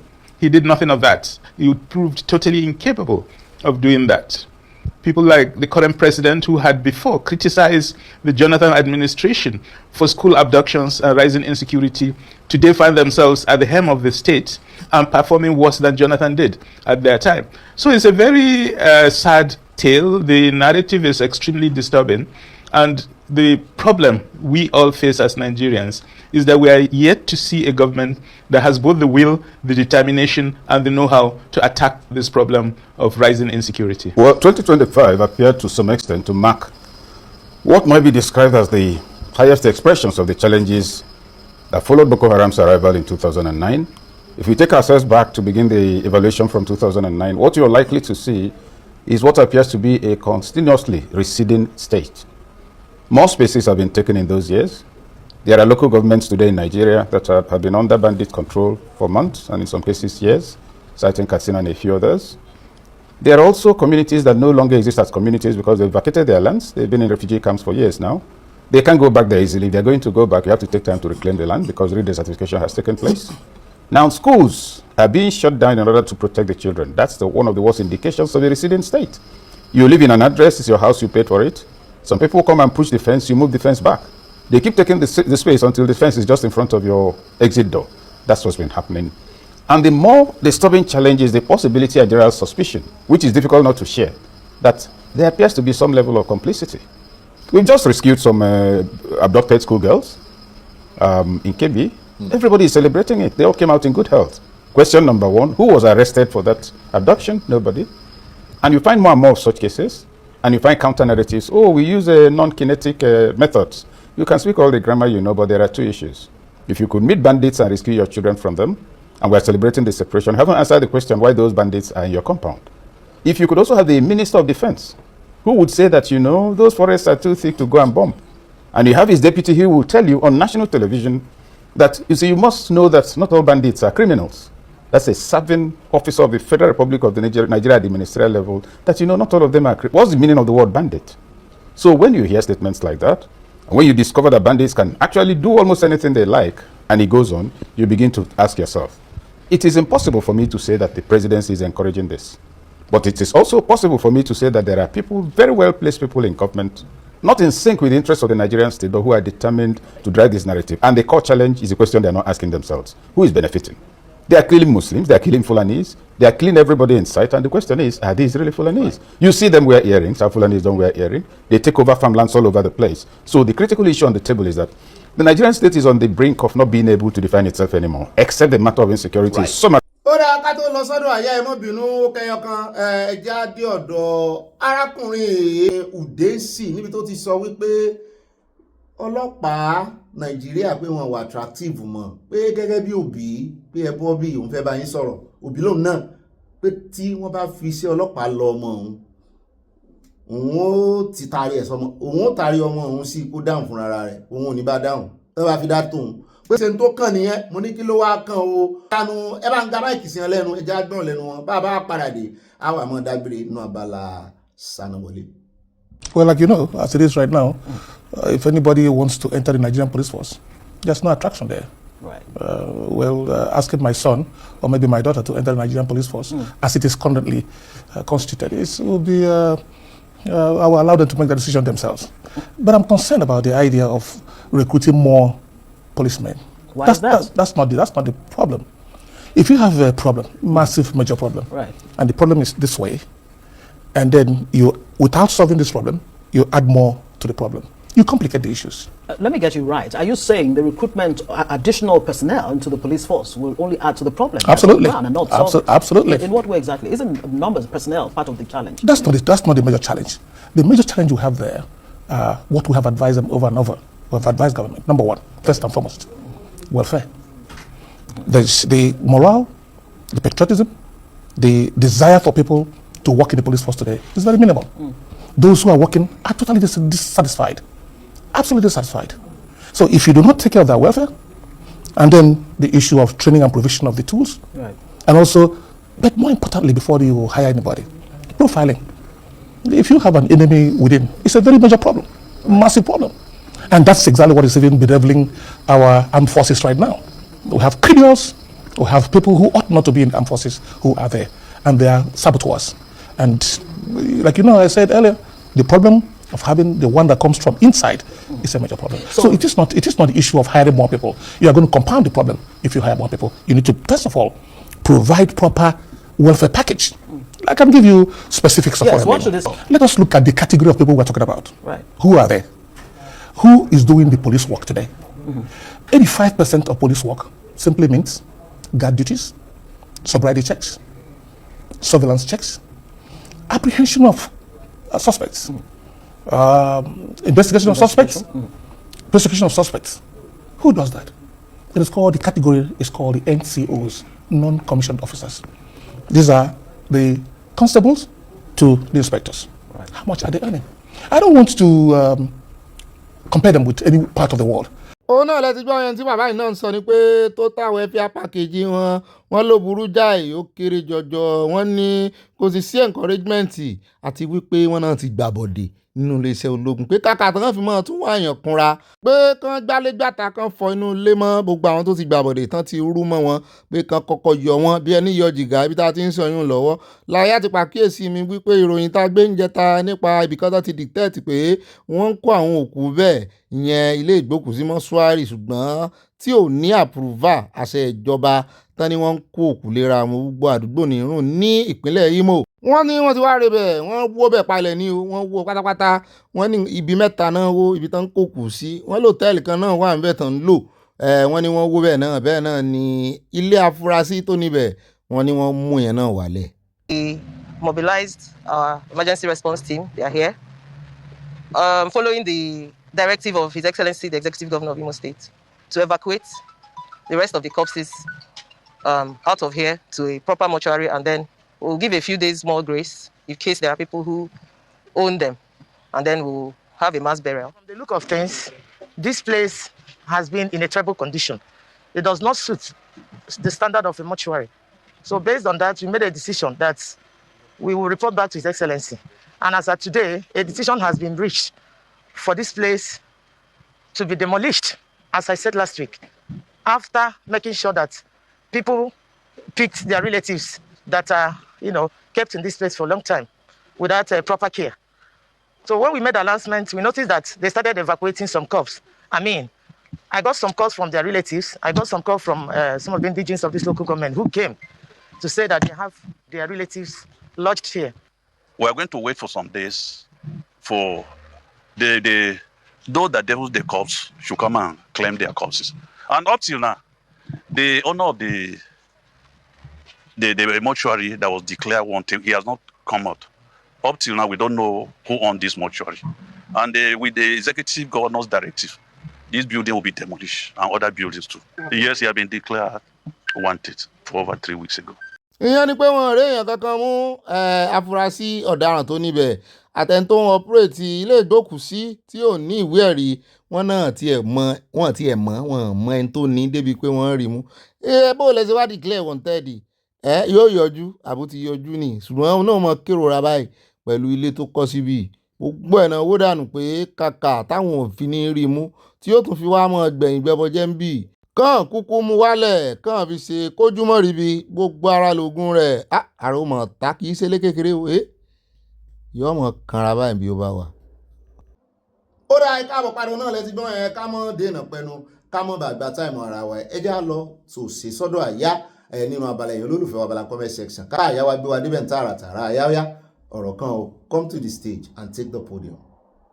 ẹ máa tún káàbọ̀ sí abala èèyàn olólùfẹ́ abala comment section mọ́ mi adésọlá ọ̀làdèjì wọn ni pípa ènìyàn nínú kùránì ò nítumọ̀ lójú Ògún ní ẹni tí ó bá pa ènìyàn pípa ní kùránì ní kí wọ́n pa á pípa ènìyàn wà nínú bíbélì náà o ó yàtọ̀ síra wọn mọ́ mi pípa wọn nìkan pààyàn fẹ́ sìn nínú bíbélì ìpànìyàn fún ẹ̀sìn là ń sọ kò sí òfin gbogbo òfin orílẹ̀-èdè gan ló fìdí ẹ̀ múlẹ̀ wípé ń bá pààyàn kan pa kò sí ẹjọ́ nù yẹn ṣùgbọ́n ẹ ń bá sọ̀rọ̀ òdì sórí ẹ̀sìn kan kán wá ní kan pa ẹ bá ń wá tó wà nínú bíbélì jáde bẹ́ẹ̀ náà ni mọ́àmí Dorcas Odùlúwatúnmiṣe wọ́n ní Ọọ̀ni ló pàṣẹ fún igi òòṣà tí Dangote ti pe ọ̀pọ̀lọpọ̀ àáfàá ṣùgbọ́n òfo ni wọ́n ní ẹni tí kò mọyì Ọlọ́run ló máa bú Ayéfẹ́lẹ́ o ilé kéwú ní Jìgáwá ilé tẹ́rọ́rìsì ní o Tinubu àti ìdílé rẹ̀ ti di ẹni yẹ̀yẹ́ fún àwọn kan Oòduà nation going back from Providence, Rhode Island bẹ́ẹ̀ náà ni mọ́àmí ìyálé Títílayọ̀ Ìbánjí wọn mọ gbúrò mọ́àmí Abíakíṣemọ́yìn wọ́n rè ṣe fàájì Naija wọ́n ní ọkọ wa mo ní kí ẹyẹ sọ pé ẹ tún fẹ́ ẹnìkankan lé wa tí ẹ̀yin náà kò bá ṣọ́ra kérésì tó ń bọ̀ yìí gbogbo àwa ìyàwó yín ni yóò bá president Trump lọ irọ́ o president Tinubu ni ẹ bá lọ bẹ́ẹ̀ náà ni mọ́àmí Olúfúnkẹ́ Fájimólú wọn ni kò yẹ kí Tinubu tún yá owó pẹ̀lú owó tó wà nílẹ̀ tó wà ń ta láti ìjọba Jonathan dé ìjọba Tinubu fúnra rẹ̀ Abídèmí Rúfáì ọ̀rẹ́ Abíọ́dún gómìnà Ògùn state 10 ló lù ní jìbìtì ní Amẹ́ríkà ìyẹn state 10 lẹ́ǹsán kọ́wọ́ tó bá ní New York City ọ̀dà wọn ti túlẹ̀ báyìí ó ti jẹ̀wá rẹ̀ tán wọ́n tẹ̀síwájú PTO wọ́n ní Bobby Dubai fún BAT ní orúkọ àwọn sponsors Boko Haram Kyari NNPC now Brantai Emefiele Malami James Ibori Okowa gómìnà Delta náà Yaya Bello Madueke aviation minister tẹ́lẹ̀ kí ni Tinubu ṣe sí at Ọláwùmí Olúkọ̀yà wọ́n ní àṣírí àwọn tó kù á tú délẹ̀ olódó irin lọ́kọ wọn Sàṣàngélé mo bá ń fi Sàṣàngélé sí i bẹ́ẹ̀ náà ni àtìmáàmì wọ́n ní ibà àyàpè tí olódòdẹ kò bá rí nǹkan kan ṣe sí ọ̀rọ̀ Metawale ajẹ́ wípé ìjò lọ́wọ́ nínú ó túmọ̀ sí wípé gbogbo wọn ni wọ́n ní àṣírí ìkọ̀kọ̀ ara wọn bẹ́ẹ̀ ni lẹ́rú ṣe ń bá wọn you expose me I expose you ló bá tán ambassador Kúndùsí o mọ́àmí ẹgẹ́ tiẹ̀ Ọlọ́run wọ́n tẹ̀síwájú wọn ní ibà àfipáka àwọn wèrè britiko ló sọ middle belt mọ́ north fún population upsurge as north on its own was minority britiko fraudulently gave power to Fulani who in turn created mid-western region when western region became too powerful and Fulani saw it as a threat britiko ló kó gbogbo rádaràda ìbáwa o ọmọ aládé Oòduà nation a tax that must be achieved ó di dandan àchíìfẹ́ Ọlọ́run sì gbẹ̀san lára wọn torí ẹ̀ lèmi ṣe mọ́ káràmọ́ ọ̀rọ̀ Kẹ́mi Badenoch bàbá wo ti wá Kẹ́mi Badenoch ìyẹn personal life ẹ̀ oníkálukú ní orí sọ́sùmọ́ kó oníkálukú náà mójútó personal life wa èmi mójútó tèmi àyà mójútó tiẹ̀ ṣùgbọ́n tọ́lọ́ ń fẹ́ lò fún làwárí that's the beauty agbọ́dọ̀ rí beauty nínú rẹ̀ torí ó faramọ́ Yorùbá bó bá débẹ̀ yóò ṣe ti ìran Yorùbá Ọlọ́run ó sì fi gbẹ̀san lára ó nípasán ẹ̀san tọ́lọ́run fẹ́ lò fún UK ẹjá lọ tààràtàrà sọ́dọ̀ Fikayo Victor Báàmí the federal government needs to proscribe Gómìnà as Agbésùnmọ̀mí Metawale needs to be sacked and bring to book as Agbésùnmọ̀mí financier it looks like senators are all Sumbi Joro Jara Joro if Tinubu send Aya to the upper chamber for an interview as an ambassador it is automatic ẹrù jẹjẹ ní olódòdẹ wọ́n tẹ́lẹ̀ ọ̀sẹ̀ àti nǹkan pàṣẹ rí orin Joro Jara Joro tẹ́kọ̀ yẹn zombie wey na one way Joro Jara Joro ẹ fi sí mi lóhùn òkè ni. at Ahmed Akinlabi wọ́n ní mo kí yín ibà àwọn ibà Ọlọ́run níbà àwọn ibà o bá mi ara condition tí wọ́n gbé Tinubu ní separation of middle belt wọ́n mọ̀ pé Yorùbá nation àti Biafra ti fi ẹsẹ̀ múlẹ̀ there will be separation of regions in next year òyìn náà mo ti ń rátẹ́gùn rẹ̀ separation of country àwa tẹ̀lé aláwa ń wò wọ́n ràn ní ẹ̀rí pé àbọ̀n dá sí kò sí gírígírí mọ́ bẹ́ẹ̀ náà ni ẹja dọ́dọ̀ mọ́ mi bá mi ni Ọlọ́ládé Adéyẹmọ wọ́n ní trust lẹ́gẹ́ on your own what do you expect from him to say ṣùgbọ́n bí ìgbà tí ó bá jẹ́ pé ń rówó gbà lọ́wọ́ ṣe Tinubu èyí tó jáde wá sọ yìí a jẹ́ wípé nǹkan yanu o at format airbreeding ẹlẹ́àmínú o wọ́n ní mo fún àyà ní owó yẹn ó lè ṣòfò fún àwọn obìnrin tí ọkọ mi rẹ́rìn sí àti gbogbo ohun tí ọkọ mi ṣe ní UK èmi gan lè fúnra mi sọ wọ́n ti fún mi lọ́mọ kan UK ọmọ UK wọn ò lọ UK wọn ò ní mọ́ ọmọ ó dáa a sì ń ṣe àfẹ́sọ́nà bára wa sọ̀rọ̀ lọ́wọ́ ni wọn ò tí ì fẹ́ wọn ò tí ì decide àyà gbowó ń tiẹ̀ kó rèé ṣe fàájì. Mọ́àmí Tóyìn Nọ́rì wọ́n ní Nigerian politics is a cruise Fubara the comedian number 1 àbí ohun tí Wike ṣe fún the way ọ̀nà tó gbà tó fi ṣe fún lòun náà mẹ́sẹ̀ lè báyìí ó ti kọ́ṣẹ́ ó ti gbóyè ó ti ṣe freedom lọ́wọ́ Wike àbẹ́rẹ́ pé style Wike nílò ni Atmakanjuola ní fowó ṣe wọ́n ní Ọ̀gbẹ́ni Bobby ẹ sọ fún Àyà kó má fẹ́ ọmọ Dangote o nítorí ọmọ president America ni mo fẹ́ kó fẹ́ o wọ́n tẹ lọ́ọ̀fù sí ìpàdé wa bí oyún Àyà tó ti gbọ́ o Àyà lòun ò fi èbò eléèbó ìdùn Àyà bò ló ṣe mọ̀ pé èbó ìdùn irú àdùn wo lòun wá kiri ayé mi o ó dá ẹja lọ sọ́dọ̀ ọmọ mi Ọláwùmí Olúkọ̀yà wọ́n ní ẹlẹ́dàá Ìgbòho wa ń gbogbo wọn délé àṣẹ méje ni mo sì ó sì ti mú wọn ó sì ń dùn mọ́ mi wọ́n tẹ lọ́ọ̀fù àti kàpánu ó dùn mọ́ mi náà bẹ́ẹ̀ náà ni mọ́ mi ta wà kálítì mọ̀bọ́ lọ́run dúró àwọn mùsùlùmí alálàáfíà gidi rẹ̀ á mọ̀ wọ́n bá bá rí wọn wọ́n ní Ọ̀gbẹ́ni Bobby ẹ kó ètò Ọlọ́run yóò máa bá wa ṣe wà mí ọ̀rọ̀ Nàìjíríà kò yé olórí gan náà mọ́ ṣùgbọ́n àṣírí gbogbo àwọn tó ń da omi Nàìjíríà rú ìbínú Ọlọ́run yóò sọ̀kalẹ̀ sórí gbogbo wọn àtẹ̀bí wọn mo bá ń fi kún láti California láti fi àtẹ̀jíṣẹ́ ránṣẹ́ bẹ́ẹ̀ náà ni bá mi Òkènlá Adédọ̀tun wọ́n ní Olùkùnmi Bobby ẹ kú ètò Ọlọ́run ní tò ṣe é rí confidence and dexterity tí arákùnrin Haúsá yẹn fi ń sọ̀rọ̀ against Minister Metawale tí ó sì tún sọ wípé òun ní fact lọ́wọ́ ń ṣe ló yẹ kí President Tinubu sack Metawale outrightly tàbí kí ó ní kó step aside temporarily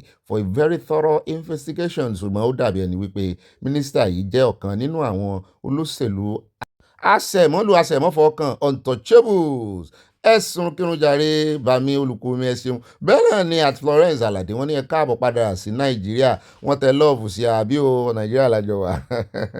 mọ́ mi Ṣọlá Òdùmọ̀sù wọ́n ní Ọ̀gbẹ́ni Bobby àtàyà ibà ọ̀pá kọ́kọ́ gbogbo àwa òpèké sísí màmá tó gbá ski mọ́ mi ẹ̀yin náà included. Hope you enjoyed your working vacation in London o much love from me to you too ẹ bá ń kí Ọ̀túnba àti grandma. At Olúṣọlá Adébáyọ̀ mọ́ mi ní Ọ̀jájú ní ti ṣe ohun tó yẹ kó ṣe pẹ̀lú ìkìlọ̀ rẹ̀ láyọ̀ lápàdé òbí wọn tẹ lọ́ọ̀sẹ̀ àti nǹkan panu mọ́ mi dáadáa bẹ́ẹ̀ náà ni Adétayọ̀ Adégẹyè bá mi yọ ìyẹn wọ́n ní wọ́n bí ẹ káàbọ̀ sílé adúpẹ́ fún Olódùmarè tó mú yín padà sílé láyọ̀ ẹ kó ètò Oòduà Nation going back ìbùkún ni fún orílẹ̀-èdè Oòduà from Newark New Jersey USA. bá mi orí ọlá Oris wọ́n ní ibà confam ẹ jọ̀wọ́ ẹran Àyà ó bá wa sọ fún Fuji Àwùjalẹ̀ pé ká ní kí gbogbo àwọn ìyàwó tí wọ́n bọ́ bàtà àti aṣọ sílé wọn kí wọ́n kó wá láti lè mọ bóyá ibẹ̀ láti máa mọ̀ bóyá oyè tọ́ sí wọn. Riola Oris from Dallas, Texas. bẹ́ẹ̀ náà ni ẹja dọ́dọ̀ mọ́mí Adésọlá Ọládèjì wọ́n ní gbogbo wọn ni wọ́n ṣiṣẹ́ pẹ̀lú agbésùnmọ̀mí. mọ́mí Elizabeth Oyèníyà mọ́mí Lújẹ̀sà wọ́n ní Ọ̀gbẹ́ni Bobby èrè àìbá oníròyìn àgbáyé ibà kà síwájú ẹkú alọ́bọ̀ kò wá ní jà lọ́mọ fún yín ní agbára Jésù wọ́n fẹ́ pa pásítọ̀ Ògùn yẹn lẹ́nu mọ́ ni o Fùbárà rọra gun igi aládé o wọ́n tẹ lọ́ọ̀sì ya from Dallas, Texas àti nǹkan panu Oòduà Nation going back Àyà kú ìrìn o ó jẹ́ ìrántí orin kan orin inú eré Jimalu kò ní jà lọ́mọ kò ní jà lọ́mọ kò ní jà lọ́mọ kò ní jà lọ́mọ ogun ọ̀tẹ̀ yìí kò ní jà lọ́mọ ogun làwọn ń jà ṣùgbọ́n fàájì lọ́dọ̀ tí a kò ní jẹ́ àṣemọ́. Atmakanjuola ní fowó ṣe wọ́n ní Ọ̀gbẹ́ni Bobby ẹ kú ètò Ọlọ́run á bá wa tò láṣẹ Ìdùmarè àmín ẹni kí Haúsá kàwé ìtumọ̀ Boko Haram ní Boko Haram nítorí náà wọ́n ní kí ènìyàn kàwé kódà ní lọ́dọ̀ tí wọ́n Oòduà Nation going back láṣẹ Ìdùmarè Mama Ayọ̀ from Dallas, Texas wọ́n tẹ lọ́ọ̀fù sí Àyà ẹ kú ètò. mọ́mí Ṣọlá Òdùmọ̀sù wọ́n ní ẹ káàbọ̀ padà sí Ìtàló àdúpẹ́ fún Johnny Mercy Olúwa ṣeun. bẹ́ẹ̀ náà ni báàmí Olúyọ̀mí Olúwọlé wọ́n ní good day to you sir hope you rest very well bẹ́ẹ̀ ni o mo rest well. You are welcome from London. Bobby, before the end of the year God will expose all the bad and terrible people amen may their sins fish them out bùrọ̀ǹtà ìpààyàn fún ọdún mẹ́wàá sẹ́yìn it was exposed. God is watching. Yorùbá Nation going back Rotarian Olúwọlé Olúyọ̀mí from Eastern Texas wọ́n tẹ lọ́ọ̀sẹ̀ àti nǹkan pàánùbá mi ẹ̀ ṣeun mo rọ́wọ́ yín mọ́ mi mo dúpẹ́ Táíwò wọ́n ní you're welcome back o Bobby mi ọ̀wọ́n ọmọ mi ẹ̀yin náà wọ́n sí mi Ọlọ́run ẹ̀ gbọ̀pọ̀ wọ́n ní sí òtútù pọ̀ ju gbogbo ayé lẹ́jẹ́ ẹ wá fi àwa ìyàwó yín sílẹ̀ mo bá yín jẹ mo bá yín náà jẹ tí nǹkan tí ẹ mú bọ̀ ẹ fi ránṣẹ́ sí gbogbo wa níkọ̀ọ̀kan o wọ́n tẹ lọ́ọ̀sẹ̀ wọ́n ò fi rán ẹlẹ́yà sí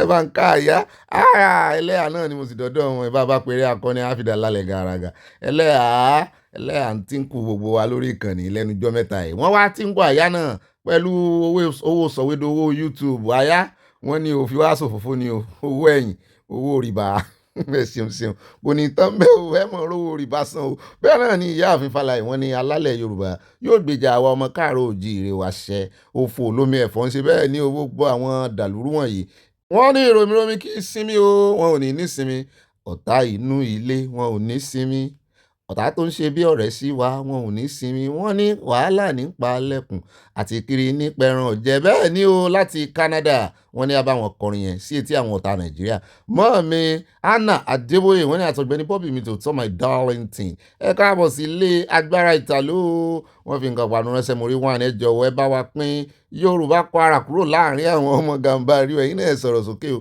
àwọn mídùú bẹ́ẹ̀ ti ń sọ̀rọ̀ o mọ́mí Tóyìn Nọ́rì wọ́n ní Ọ̀gbẹ́ni Bobby alápárùtù ní àyà yín yìí o kí lẹ́gbọ́n tó sọ ó ti ń gbowó ẹ̀yìn o ẹlẹ́yà ló tú láti rí wọn mọ̀ kó gbowó ẹ̀yìn lọ́wọ́ ẹlẹ́yà.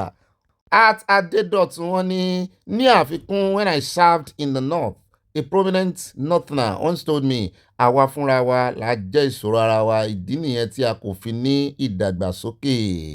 Bámi Òkènlá Adédọ̀tun wọ́n ní Olùkùnmi Dangote jẹ́ ọ̀kan gbòógì nínú àwọn olówó tí ó ní ìfẹ́ mẹ̀kúnnù lọ́kàn ṣé lóòótọ́ bámi bó lẹ̀ ṣe rọ́kàn rẹ̀ kùndùsì fún Dangote o wọ́n ní nípa Wike bó fẹ́ bó kọ̀ gọ́vnà Buhari ti di ọ̀gá rẹ̀ báyìí nítorí òun ní nọ́mbà 1 membership card wọ́n ní kí Wike náà lọ tọwọ́ ọmọ rẹ̀ bọ́ṣọ pé àbí èèyàn mélòó ni yóò gbáwọ́ ìjàkadì ìwọ́de mú báyìí Yorùbá ní mélòó ni ọ̀kánjú àfẹ́múnú omi òkun kó tó yó ẹ̀sìn kírun jàre kórè ebuyọ̀ sómi kó lè jomi òkun lẹ́nu rẹ̀ bí ò bá mú yó bẹ́ẹ̀ náà ni bá mi fọlọ́run sọ̀tà nímọ̀lá wọ́n ní orúkọ tó ń jẹ́ Nàìjíríà ti kú tipẹ́tipẹ́ wọ́n ti gbé sin ó di gbére ó dànìnà kó wọ́n wá ra wá ẹ̀bẹ̀ sáàrẹ Tinubu wọ́n ní kán fọ̀bẹ sí i kán bá wọn kún kán pín sí nations Oòduà nation no going back wọ́n fi nǹkan ìpanu ránṣẹ́ sí a o bẹ́ẹ̀ náà ni bọ́n bá pín ẹjẹ́ nìkan yọ tiyín fún yín kò jù bá náà lọ kán yọ tiwa fún wa èmi kò sí mi dára mi láàmú lórí kán pín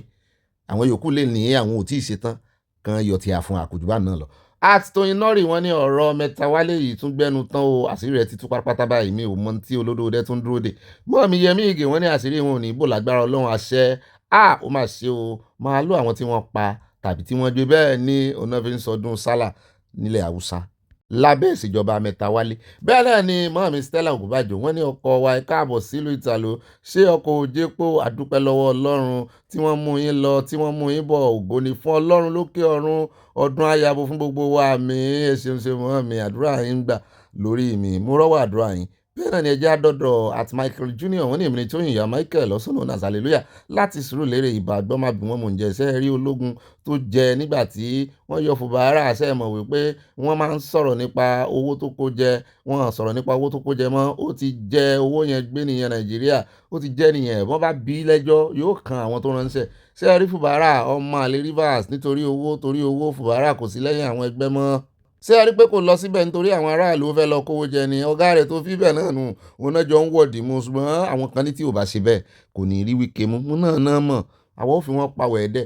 At YTMe olórí ọ̀dọ́ when I pray for Trump's intervention in Nigeria to help us deal with these bandit issues Elédùmarè bá wa bójú wo ọ̀rọ̀ ìṣòro Nàìjíríà for her to regain her lost glory bẹ́ẹ̀ náà ni bó tiẹ̀ regain ni ẹ̀ kò ní regain tiwa mọ́ ìyẹn tí Yorùbá nation irọ́ àbáwọn ṣe mọ́ bẹ́ẹ̀ náà ni at Florence Adéọ̀sùn Balógun wọ́n ní Nupe ní èdè tí ó ń sọ ìyẹn fídíò tàbí ọ̀hìn lánàá wọ́n ní èmi náà fẹ́ jọ àwọn tápà ìjìnà náà bàbá létí mi bẹ́ẹ̀ náà ni mọ́ mi títí láyò ìbànjí wọ́n ní láńgbéèjì omi gbígbóná ti dàpọ̀ mọ́ tútù ní Nàìjíríà Olúwa bá wa yanjú ẹ̀. At Adédọ̀tun torí mo rí pé alákọ̀ọ́kọ́ tẹ́ ẹ̀kọ́ wọn ní àfikún mo ti mọ̀ pé wọ́n ti kọ́kọ́ kọ kọ́mẹ́ǹtì kan nìyẹn wọ́n ní good afternoon from California báà mi mo kí yín o ṣe wá pa wọ́n ní I feel there is more to this oríṣiríṣi involvement with bandits financiers and foreign players I believe those mentioned are just the low-ranking players so many names have been mentioned how many of them are actually in jail èmi ò tiẹ̀ tí ì gbọ́ orúkọ tí mo fẹ́ gbọ́ Ọlọ́run láwọn orúkọ tí mo ń dúró de tí mo fẹ́ gbọ́ lórí list yẹn. Mọ́ Stella Ògúnbàjò wọ́n ní cheese mo ṣeun olóòṣà ẹwẹ́yẹ àbòsí àfihàn pa wẹ̀ẹ́dẹ́ àti wẹ̀dẹ̀wẹ̀dẹ̀ bẹ́ẹ̀ ni àfihàn pa àfi pàkà àlàáfíà àti ìfẹ́ fún gbogbo ìdílé aláyọ̀ o àmì o wọ́n tẹ lọ́ọ̀fù sí a mọ́ mi mo láìkí bẹ́ẹ̀ ṣe tún rìn kọ́. mọ́mí Victoria Abadéjọ mo jẹ́rìí yín wọn ò ní rí yín nínú kọ́mẹ́ǹtì kẹ̀ wọ́n ní thank God it's Friday ẹ bá ń kíra fún mọ́mí wọ́n máa ń ná táìmù fún wa wọ́n ní to Obi Aya and everyone on this platform àṣírí gbogbo àwọn tí wọ́n ń da àlàáfíà Nàìjíríà láàmú òní gbádùn àmì àìròjú àti àìráàyè ní yóò jẹ́ tiwọn àṣẹ ti gùn Tinubu wọ́n lẹ́rẹ̀ẹ́ mélòó náà pé ọ̀ ẹ̀ẹ̀mẹ́ta jọ̀wọ́ yọ Metawale kúrò ní ìjọba Nàìjíríà Odua nation of going back happy weekend wọ́n tẹ lọ́ọ̀fù sí amúrí wine wọ́n pàtẹ́wọ́ fún Jésù ẹlẹ́àmùtún kan wọ́n ní Olúwa ṣeun ọkọ tèmi nìkan ṣoṣo ti dé ọ̀bí àwọn wo ṣé ìsàn ìyáálé ẹ̀yin máa mi ìyáálé mi inú yàrá mi lọ́kọ mi máa sùn Ọlọ́run ọba ò dáa ẹ̀yin ìyáálé màámi àfipàkàṣẹ́ ń gbọ́ ẹ̀yin tẹ́ ń gbèsè lẹ́yìn àtìmọ́mí Yẹmí Ige wọ́n ní igbákejì òrìṣà ọkọ Naomi bàbá Tádé ọmọ Ọlọ́run tí kò ṣe farawé ẹ káàbọ̀ Ọ̀gbẹ́ni Bobby wọn tẹ lọ́ọ̀bù sí àwọn mo mọ̀ rí póòstì kan nípa Naomi àti bàbá Ọọ̀ni of Ifẹ̀ ṣé é ṣe pé wọ́n ti divorce pátápátá báyìí ó ń jọ bẹ́ẹ̀ ni pé wọ́n ti conclude divorcement wọn o torí mo rí tán póòstì kan tán ní Naomi ni I'm now permanently free kódà ẹ mọ̀jà sábòsí lọ́bẹ̀ o báà mi fọlọ́run sọ ta nímọ̀ làwọn ní Ọ̀gbẹ́ni Bobby Ọlọ́run yóò tú àṣírí gbogbo àwọn tó wà lẹ́yìn àwọn agbésùnmọ̀mí láìkú ẹnìkan mi wọ́n ní Yorùbá nation going back wọ́n tẹ lọ́ọ̀fù sí àti nǹkan panu. mọ́ọ̀mí Stella Òdèlé wọ́n ní Ọ̀gbẹ́ni Bobby ẹ̀ka alẹ́ mọ́ọ̀mí ẹ̀ka alẹ́ mà wọ́n ní wọ́n ti fi ẹja tútù àti àmàlà pẹ̀lú ọbẹ̀ ẹ̀gúsí gba ilẹ̀ àmọ́ yín lọ́wọ́ òjòrò kanṣu ẹrúgo láì wọ̀ṣẹ̀lẹ̀ wọ́n tẹ lọ́ọ̀fù sí ẹ̀kẹ́lẹ́ àwọn gbádùn ara wọn.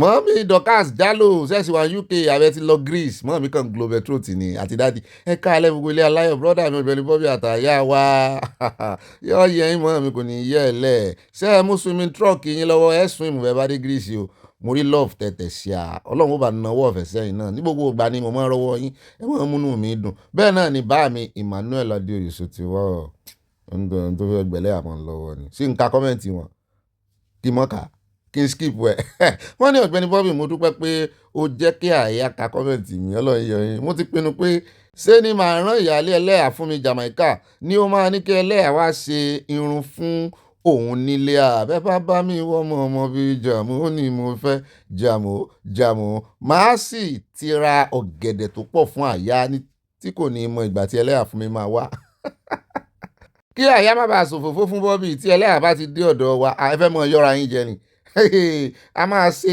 àlejò ẹlẹ́yà fún mi dáadáa o a ò sì ní jẹ́ kó padà bá mi orí olórí ẹjọ́ ẹ bá ń ṣe arinjí ẹlẹ́yà kan ọkùnrin ni kó wà lábẹ́ aṣọ o mo fẹ́ fi ṣẹ́bùn mo fẹ́ fi jíǹkì bá mi Emmanuel mo rí búrẹ́dì o tẹ́ ẹ kó ránṣẹ́ o àwọn ò jẹ búrẹ́dì wọn lórí ìkànnì yìí ó dọdún tí ń bọ̀ bá mi Oríọlá Oris wọ́n ní ibà àti àyà ẹ̀ káàbọ̀ sí dáadáa lẹ́dẹ́ ṣùgbọ́n mo ní kí n ṣèké fún yín ni o màmá wa Riscott Adigun ti rán àwọn délégéètì sí yín o lórí ọ̀rọ̀ ẹlẹ́hàá ẹ máa retí o torí ó rí bí tí ọbẹ̀ ìmú òyò ti sọ̀kalẹ̀ pẹ̀lú oríṣiríṣi vitamin kó tètè gbé ẹrù ẹ̀yin màámi ẹ má gba ìkúnlẹ̀ kankan torí kọ́rọ̀ má lọ dàbí ti Two-Face àti àyà rẹ̀ orí olórin from Dallas Texas ẹlẹ́ àti fòdé bí gbogbo kọ́mẹ̀ntì lẹ́lẹ́ à ń kà ní èyí arógo láìwọ̀sẹ̀lẹ̀ àwọn tí wàá gbèjà ara wọn ní bá mi orí olórin ìṣẹ̀jọ̀wọ́ ẹ bá mi bẹ̀ wọ́n o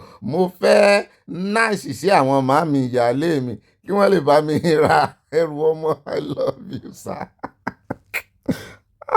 tí wàá ń jẹ́ kémi gan kí n mọ dúró de comment section yìí máàmì bá yá pé wọ́n ti dà sọ́rọ̀ tó wà nílẹ̀ yìí àmọ́ mi Bridget ló kàn wọ́n ní mo sin ọlọ́ọ̀sà àbòsí ò àfi pàkà ọpẹ́ owó bíi àtàyà mi àtàtà ẹ káàbọ̀ o wọ́n mi ẹ̀kú ilé o wọ́n ní ẹ̀kú rìn bọ́n ìyá wa ṣe mọ́ kí àwọn bàbá wa ń gbà náà ẹ̀kú rìn ẹ káàbọ̀ ọkọ mi ẹ káàbọ̀ sí ò rẹra jù ó yá ẹ wá wẹ̀ náà wọ́n náà àwa náà ti rọ àmàlà gbẹ̀gìrì ewédú pẹ̀lú ẹran ẹ̀gbẹ́ fún àyà ẹlẹ́à má yọjú síbẹ̀ o wọ́n ti ẹ̀fẹ́ rẹlẹ́à mo rí kíwì tẹ́ fi ránṣẹ́ wà tí nǹkan panu yòókù ask truth questions when so insecurity is happening in every state most governors are sponsors allegedly imagine Metawale it is clear now why Metawale dey carry the whole barracks as the security everywhere he goes he knows what's coming ó mọ̀ ó jẹ́ gbì náà mọ̀ pé bóun ó bá kú òun ó kú gbì ní.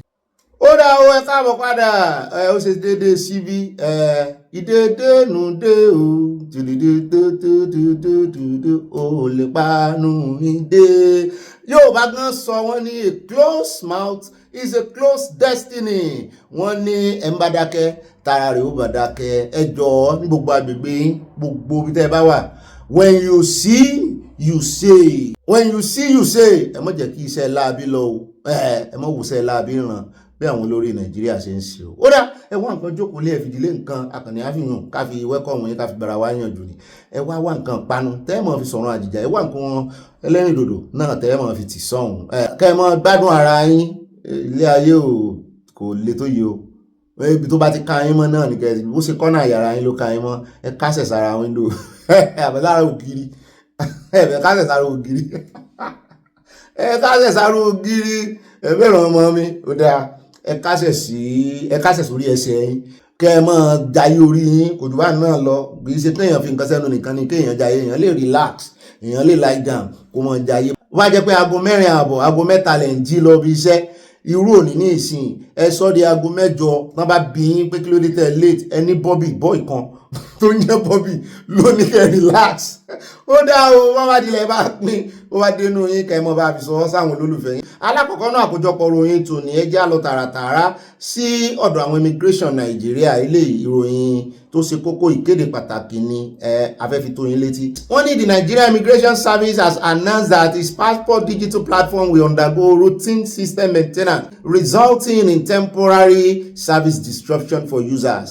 Wọ́n ní ẹ̀mọ́rẹ́ èkó sọ́wọ́ o, ibi tẹ́ ẹ bá lọ orí website tẹ́ ẹ bá lọ tó bá lọ smoothly tẹ́ ẹ ti mọ̀ wípé kì í ṣe website àwọn o, ọjọ́ mélòó wá ní wọ́n láwọn ṣe maintenance lọ́wọ́ ní unnecessary o digital maintenance. Wọ́n ní kò sí ṣòro kò sí wàhálà, wọ́n ní ṣùgbọ́n ẹ bá ní sùúrù báyìí ẹ̀yin tẹ́ fẹ́ sanwó tẹ́ fẹ́ apply tẹ́ fẹ́ renew bẹ́ẹ̀ bá lọ sórí ẹ̀rọ kankan láti àná títí dọ̀la from 12 to 14 ẹ jẹ́ n ka time gangan. Wọ́n ní NIS ìyẹn Nigeria Immigration Service náà ti sọ wípé maintenance window will run from 12 a.m. on 12 December to 6 a.m. on the 14th December 2025. Èmi fẹ́ gbà yín yànjú ọ̀la ní 14 ẹ jẹ́ ó di ọjọ́ Monday kẹ́ ẹ tó rí ìsìntẹ́ẹ̀sì on the 15th ẹ fẹ́ renew ní tàbí kẹ́ ẹ wulẹ̀ díẹ̀ kẹ́ ẹ rí bó ti ń run smoothly. Ẹ̀yin ò fẹ́ gbọ́ sítórí o Bobby níbi tí mo ti fẹ́ sanwó wọ́n ti já owó mi ṣùgbọ́n kìíní nǹkan yí roborobo ni wọ́n ní kó má bàa yí roborobo náà ni àwọn sì fẹ́ ṣe maintenance o. Ṣùgbọ́n láàrin àná sí ọ̀la aago 6 ìdájí wẹ́bsáìtì tó bá lọ tán bá pebẹ̀ fún ọ ní NIS website tó sì lọ smoothly owó rẹ̀ wọ gáúnù wọ́n ní ẹni sùúrù. Wọ́n ní this was contained in a public notice shared on the service X handle on Friday and signed by its public relation officer ACI-AS Akinlabi. According to the statement, the exercise is aimed at enhancing system performance and improving overall user. The Nigeria Immigration Service wishes to inform the general public that it is carrying out routine maintenance on its passport digital platform to enhance system performance and overall user experience. During this period, user will experience temporary service interruption, slow response times, or limited access to selected NIS passport services. The notice read, our technical teams are working around the clock to ensure full service restoration within the stated time frame. NIS also urge users who require assistance during the maintenance period to contact its support team via email at support@immigration.gov.ng or through its official social media handles. Orí X wọn ní kẹ́ lọ. Wọ́n ní kẹ́ má apply o. Èmi lè mi advice yín pé kẹ́ ní sùúrù di on the 15 kò sí nù kéde wọn o. Wọ́n ní tẹ́ bá apply tẹ́ bá experience slow pace tó slow yín down tàbí tí ò lọ tẹ́ lè choose àwọn option kan. Wọ́n ní kẹ́ ti mọ̀ pé maintenance ni ẹ mọ̀ tẹnu àbùkù lọ àwọn o. Àwọn náà ń gbé maintenance ṣe lọ́sùn ní sùúrù ẹ bá ní sùúrù. Ó kàn dàbí elevator ní kéèyàn fẹ́ wọ elevator. Kéèyàn wá kàn wá mọ̀ ṣe maintenance. Ẹ ti rí tí ó ti gbé kíní spanner àti screwdriver sùjú wípé wọ́n ṣe maintenance lọ́wọ́ kò sì ní ṣiṣẹ́. So ìtumọ̀ ẹ̀nu lọ́dọ̀ tèmi mo ń gbà yíyànjú lórí ẹ̀ ní ẹjẹ́ àkó ń bẹ́ o ṣùgbọ́n ìkéde wọn ó necessary ó di on the 14 lọ́jọ́ Monday aago 6 àdájí kó tó padà mọ́ ṣiṣẹ́ dáadáa. ẹ já kó ń bẹ́ẹ̀ lórí ọ̀rọ̀ ti Burkina Faso. Wọ́n ní Burkina Faso ti jáde wọ́n sì ti sọ ìdí tí àwọn ò tí ì fi yọ̀ǹda pléènì Nàìjíríà àtàwọn ọmọ ogun 11 tó wà ń bẹ̀ o. Àwọn ọmọ ogun Nàìjíríà 11 tó jẹ́ àwọn awakọ̀ òfurufú 2 àtàwọn ọmọ ogun 9 táwọn aláṣẹ orílẹ̀-èdè Burkina Faso fi òfin gbé sì wà ní àhámọ́ orílẹ̀-èdè náà o. Mínísítà fọ́rọ̀ ààbò àti ààbò àwọn aráàlú ní Mali, Daoud Ali Mohammed, sọ fún àwọn oníròyìn pé àwọn ṣẹ̀ṣẹ̀ parí ìwádìí. Kí ló kan ti Mali ń bẹ̀? Àwọn jọ wà nínú ẹgbẹ́ kan náà nígbà tán ti kúrò ní ECOWAS ni. Mo rò pé wọ́n fẹ́ fojú wọn ti sọ Nàìjíríà wọ́n dẹ tàkùté lẹ̀ ní. Wọ́n láwọn ṣẹ̀ṣẹ̀ parí ìwádìí lórí ohun tó ṣokùnfà ìdí tí ọkọ̀ òfurufú Nàìjíríà fi balẹ̀ sí Burkina Faso àti pé àwọn ṣẹ̀ṣẹ̀ máa pinnu lórí ohun tí àwọn máa ṣe ní. Ṣé ẹ mọ̀ wípé Mali ni o, Niger ni o, Burkina Faso ni o àtàwọn kan wọ́n ìjọba ológun wọ́n dìtẹ̀ gbàjọba ń bẹ̀ tí ECOWAS àti Nàìjíríà sì tán lérí mọ́ wọn nígbà náà wọ́n lé furu tètè. Ó ní pẹ̀lú àṣẹ àwọn olórí orílẹ̀-èdè àwọn ti ní káwọn ọmọ ogun ojú òfurufú wà ní ojú làlá kan fi sọ̀rí sógun dénì. Mali jẹ́ ọ̀kan lára àwọn orílẹ̀-èdè Sahel tí wọ́n sì ń kojú ìkọlù àwọn alákatakítí ẹ̀sìn. Ẹ̀wẹ̀ ìjọba Nàìjíríà ní àwọn ń ṣiṣẹ́ takuntakun láti gba ìtúsílẹ̀ àwọn ọmọ ogun náà. Ó dá ẹ mọ́ bá iṣẹ́ takuntakun yín lọ. Wọ́n ní ohun tó ṣe kókó ni láti gba ìtúsílẹ̀ àwọn ọmọ ogun àti kí ọkọ̀ òfurufú ológun náà padà sílé kó lọ Portugal padà ní kó lọ Portugal. Fún àwa ìjíròrò la fẹ́, ìjíròrò tí ń lọ ṣùgbọ́n a ò tí ì mú ọjọ́ tí a máa fẹnu kò ní ọjọ́ 8 oṣù 12 rántí ọjọ́ náà. Ṣùgbọ́n wọ́n ní mínísítà fún àmójútó ẹnubodè Burkina Faso Emile Zerbo sọ pé ọkọ̀ òfurufú náà balẹ̀ sí orílẹ̀-èdè náà láì gbàṣẹ o. Àtẹ̀jáde kan tí àwọn ìjọba ológun Burkina Faso, Mali àti Niger èyí tí wọ́n pe ara wọn ní Alliance of Sahel States AES sọ pé ọkọ̀ òfurufú náà wọ ojú òfurufú Burkina Faso láì gbàṣẹ. Ẹ jẹ́ àmọ́ owó tí ó ṣẹlẹ̀ torí wọ́n dáwọ́ jọ lé Nàìjíríà ní ṣùgbọ́n wọ́n náà ti ṣe ìwádìí àwọn tán. Ìgbésẹ̀ wọn la fi mọ ìwádìí tán ṣe. Ẹ jẹ́ àmọ́ retí bóyá kí ọjọ́ tó rọ̀ àbí ká sọ́dọ̀la ó bá dọ́là náà ni a mú wa fún yín. Ẹ jẹ́ á tẹ̀síwájú o. Ẹ jẹ́ á wá lọ sòsè sínú ìròyìn ti primate. A fún yín jẹ báyìí a mú fọ́nrán rẹ̀ wá. Primate Ayọ̀délé olùdarí ìjọ Henry Evangelical Spiritual Church nílùú Èkó ti fèsì padà sáwọn ẹ̀sùn kan tí mínísítà fẹ́tò ohun àmúṣagbára olóyè Adébáyọ̀ Adélabú fi kàn án. Ká tó gbọ́ lẹ́kùnrẹ́rẹ́ kọ́kọ́ bá ń tẹ fídíò ibi tí primate ti sọ̀rọ̀. Èmi náà ń wá fídíò yẹn lánàá nígbà tá a gbérò yẹn nígbà tá a sì ti wá rí báyìí. Ẹ jẹ́ á lò lónìí, ẹ jẹ́ á wo ọ̀rọ̀ tó sọ ránṣẹ́ àti ègún ó fẹ́ jọ bí ègún tó fi ń gún arákùnrin Adébáyọ̀. Adelabu, you have failed with that word of Emilokan. Whoever that tells you to go and use Emilokan, they have misled you. It's either you adjust it now or you fail, or APC fail completely if they even pick you in Ibadan. Sue me, arrest me, then reply to me. You've told me that if I talk again, you will sue me. I am ready for you. Well, you've taken a wrong mistake. You've made a wrong pronunciation, a wrong pronouncement.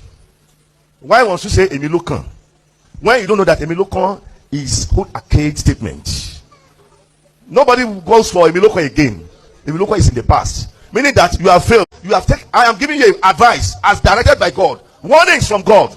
Then take it up. Do anything you want. Adelabu, I am telling you, the word Emilokan, you have missed that governorship seat. You won't be governor of your state. Maybe you can change it. You can reframe it. But the word of Emilokan, get angry. You won't get it. That is the warnings from the Lord. Take it or you leave it. Don't leave it, throw it or do anything. Ọ̀dà o, ẹ jẹ́ àkọ́kọ́ gbọ́rọ̀ lẹ́nu ọ̀gá mi náà. Àyà ní bá yín sọ̀rọ̀ ṣùgbọ́n lẹ́tà pọ̀ ńlẹ́ o gbogbo ẹ̀rí torí. Mental belief náà méjèèjì ṣùgbọ́n Adélabú ti kẹ́rì jáde gbogbo bí wọ́n ṣe fi àtẹ̀jíṣẹ́ ránṣẹ́ síra wọn. Ṣùgbọ́n nǹkan kan tẹ́mi kan notice náà ọ̀rọ̀ primate náà ni pé ọ̀rọ̀ wọn pé méjì. Wọ́n kọ́kọ́ ní advice làwọn ń fún. Later náà yí wípé warning. Ìbájọ́ gbọ́ ní ìsìn ní ṣùgbọ́n ẹ jẹ́ àkọ́kọ́ gbọ́ lẹ́nu ọ̀gá mi náà. Náà ká kọ́kọ́ gbọ́ warning lẹ́nu ọ̀gá mi. Gbogbo bá rè bá wòlíì kankan mọ̀ bí wọ́n pé dádì ṣé ẹran ara lẹ fi ń bá mi sọ̀rọ̀ àbí inú ẹ̀mí? Tó bá jẹ́ inú ẹ̀mí ni kí n lè mọ̀ pé Ọlọ́run ní ń bá mi sọ̀rọ̀ ló rán yín sí mi. Bó bá jẹ́ inú ara ni kí n lè mọ̀ pé ẹ kàn advice mi ní ọ̀rọ̀ pé méjì lẹ́nu wòlíì o. òun náà láti jọ gbọ́n yẹn o tó bá sẹ́yìn náà sọ̀rọ̀ ọ̀rọ̀ bẹ́ẹ̀ sí i tó ń sọ̀rọ̀ lòdìlòdì tó sì jẹ́ pé torí pé owó tó bá dé kò yọ ṣé ẹ gbà kéèyàn kankan gégùn fún yín báwọn. wọ́n ní owó yìí ni Adélabú sọ pé Ayọ̀délé ní òun yóò fi bá a ṣe àwọn iṣẹ́ mi tí yóò fi wọlé ìbò gómìnà ìpínlẹ̀ Ọ̀yọ́ tó ṣe rí àwọn ọ̀pọ̀lọpọ̀ àwọn kìíní yìí náà tẹ́ bá ti ń gbọ́ wọn tán fi ojúmọ́ jáde gbogbo ògbà kan lọ́lọ́mọ bọ́n sọ̀rọ̀ mo ti sọ fún yín bẹ́ẹ̀ bá dọ́dọ̀ prophet àbọ̀dọ̀ wòlíì tó bá yín sọ̀rọ̀ ẹ bí pé dádì àbí dádì kọ́lẹ́ mọ́ pé hàn ẹni dádì sí ẹ̀mí ló ràn yín àbí ẹ̀kàn advice mi torí ọ̀pọ̀lọpọ̀ wọn advice lásán náà ń fún yín o tẹ́yìn ó mọ̀ kà sí pé ẹ̀mí Ọlọ́run ló ránṣẹ́ ọ̀pọ̀lọpọ̀ ọ̀rọ̀ wọn tẹ́mi máa ń gbọ́ yẹn ọ̀rọ̀ advice lásán ni ìmí ìmúnú wọn náà máa ń ṣe bíi tẹ́tẹ́ tí ó máa pamutéètì tí ó máa ní òun báyìí ní ọ̀sẹ̀ tí kìíní àwọn tó bá pàpà ṣẹlẹ̀ ẹ wà rí wọn tán padà sórí ọ̀rọ̀ yẹn prophet tó bá jẹ́ prophet gidi àsọtẹ́lẹ̀ rẹ̀ gan kì í rántí àwọn èèyàn ní ọ̀sẹ̀ máa ń rán létí pé bàbá ẹ sọ báyìí ẹ sọ báyìí ẹ sọ nígbà òjẹ́ pọ́lọ́run ló rán kì í sóhun ló rán ara rẹ̀ bọ́lọ́run bá sì rán èèyàn ó kàn dàbí ẹni tó wà nú ẹ̀mí ni bó bá sọ̀kalẹ̀ tán gbogbo iṣẹ́ tó jẹ́ fáwọn èèyàn ẹbí yóò ní ìlú lòun sọ bẹ́ẹ̀ ní tí ó sọ fún yín nù ń bá ti wà nú ẹ̀mí tọ́lọ́run bá sọ̀rọ̀ tó sì rán sáwọn èèyàn òun gan wọ́n sẹ̀ máa jẹ́ iṣẹ́ yẹn fún ni tó bá yá àwa náà báwọn wòlíì ìdìrìn díẹ̀ láwọn wòlíì gidi ni o a sì mọ̀ ọ́n tí ò gidi ibi tọ́lọ́run ti kó ayọ̀ so ẹ jọ̀ọ́ ẹ ní ìkíyèsára òun náà lè ti gbọ́ lẹ́nu prophet ni Ọlọ́run bá rán ọ sí èèyàn fílẹ̀ jẹ́ owó rẹ̀ ló kù sí bóyá yóò dáhùn bóyá kò ní dáhùn kí wàá ń tiẹ̀ pẹ̀lú ó ti ṣàṣìṣe ó ti fílẹ̀ pẹ̀lú Ọlọ́run rẹ̀ Ọlọ́run lójọ́ ní gbogbo wa.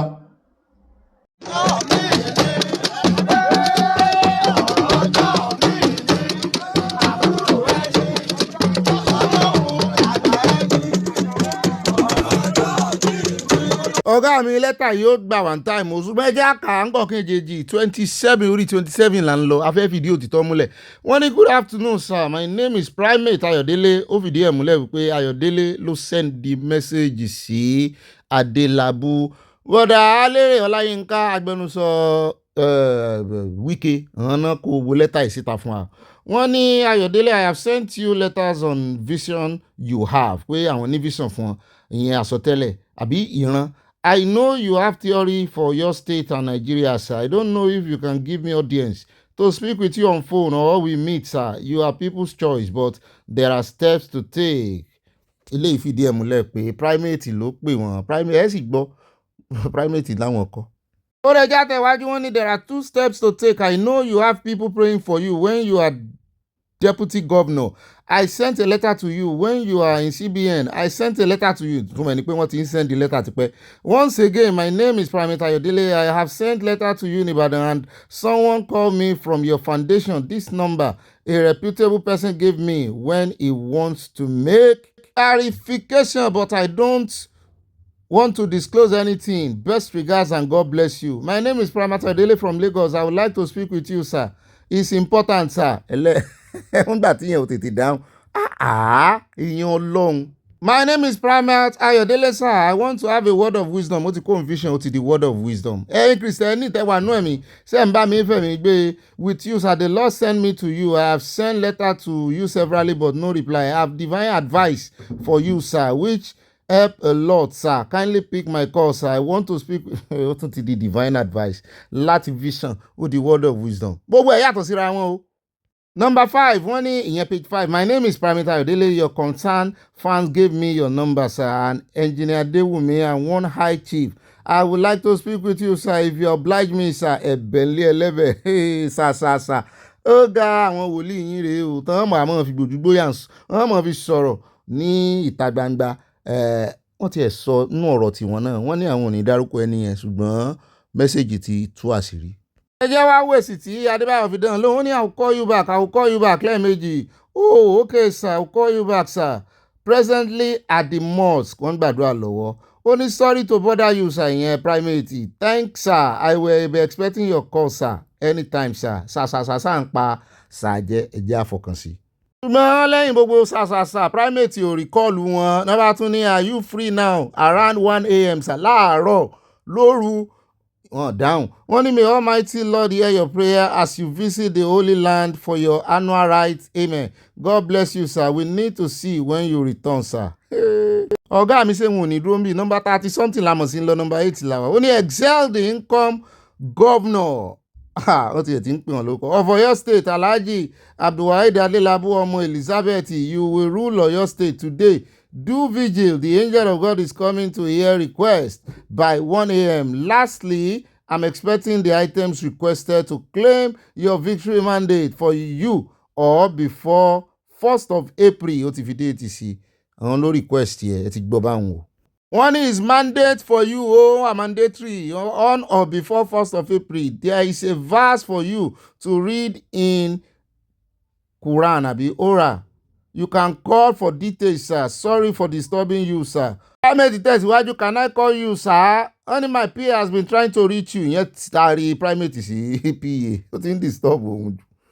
Primate, read my text, sir. I want you to recite Al-Munasira 200 times. Hey, Muslimi, Al-Munasira. Prophet ló tún rí yẹn o. Hey, Al-Munasira, I don't know if you understand what I sent to you, sir. Sorry for disturbing you. Sir, I need your party flag and I want to tell what God said you should do. You should over for the acceptance of your prayer. Kadra Legba. One is, sir, I'm sorry to disturb you. I'm acting as God directed and I don't want you to lose the coming election. That is why I'm following the instruction. I need 23 flag of your party. Who can you tell to bring it on or before 1st of April? Or you send me your PA number, sir. I can ask for those flags from him. You bá send number. Ó ti ń dà mí láàmú jù. Ajiboye, ó send number. See, that is my PA's number.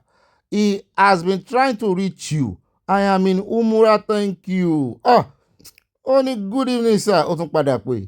Date wà ń bẹ̀ o. We're supposed to do the prayers tomorrow, but Engineer Lao, who stays so close to our church, said his flight is being rescheduled and is somebody that I respected.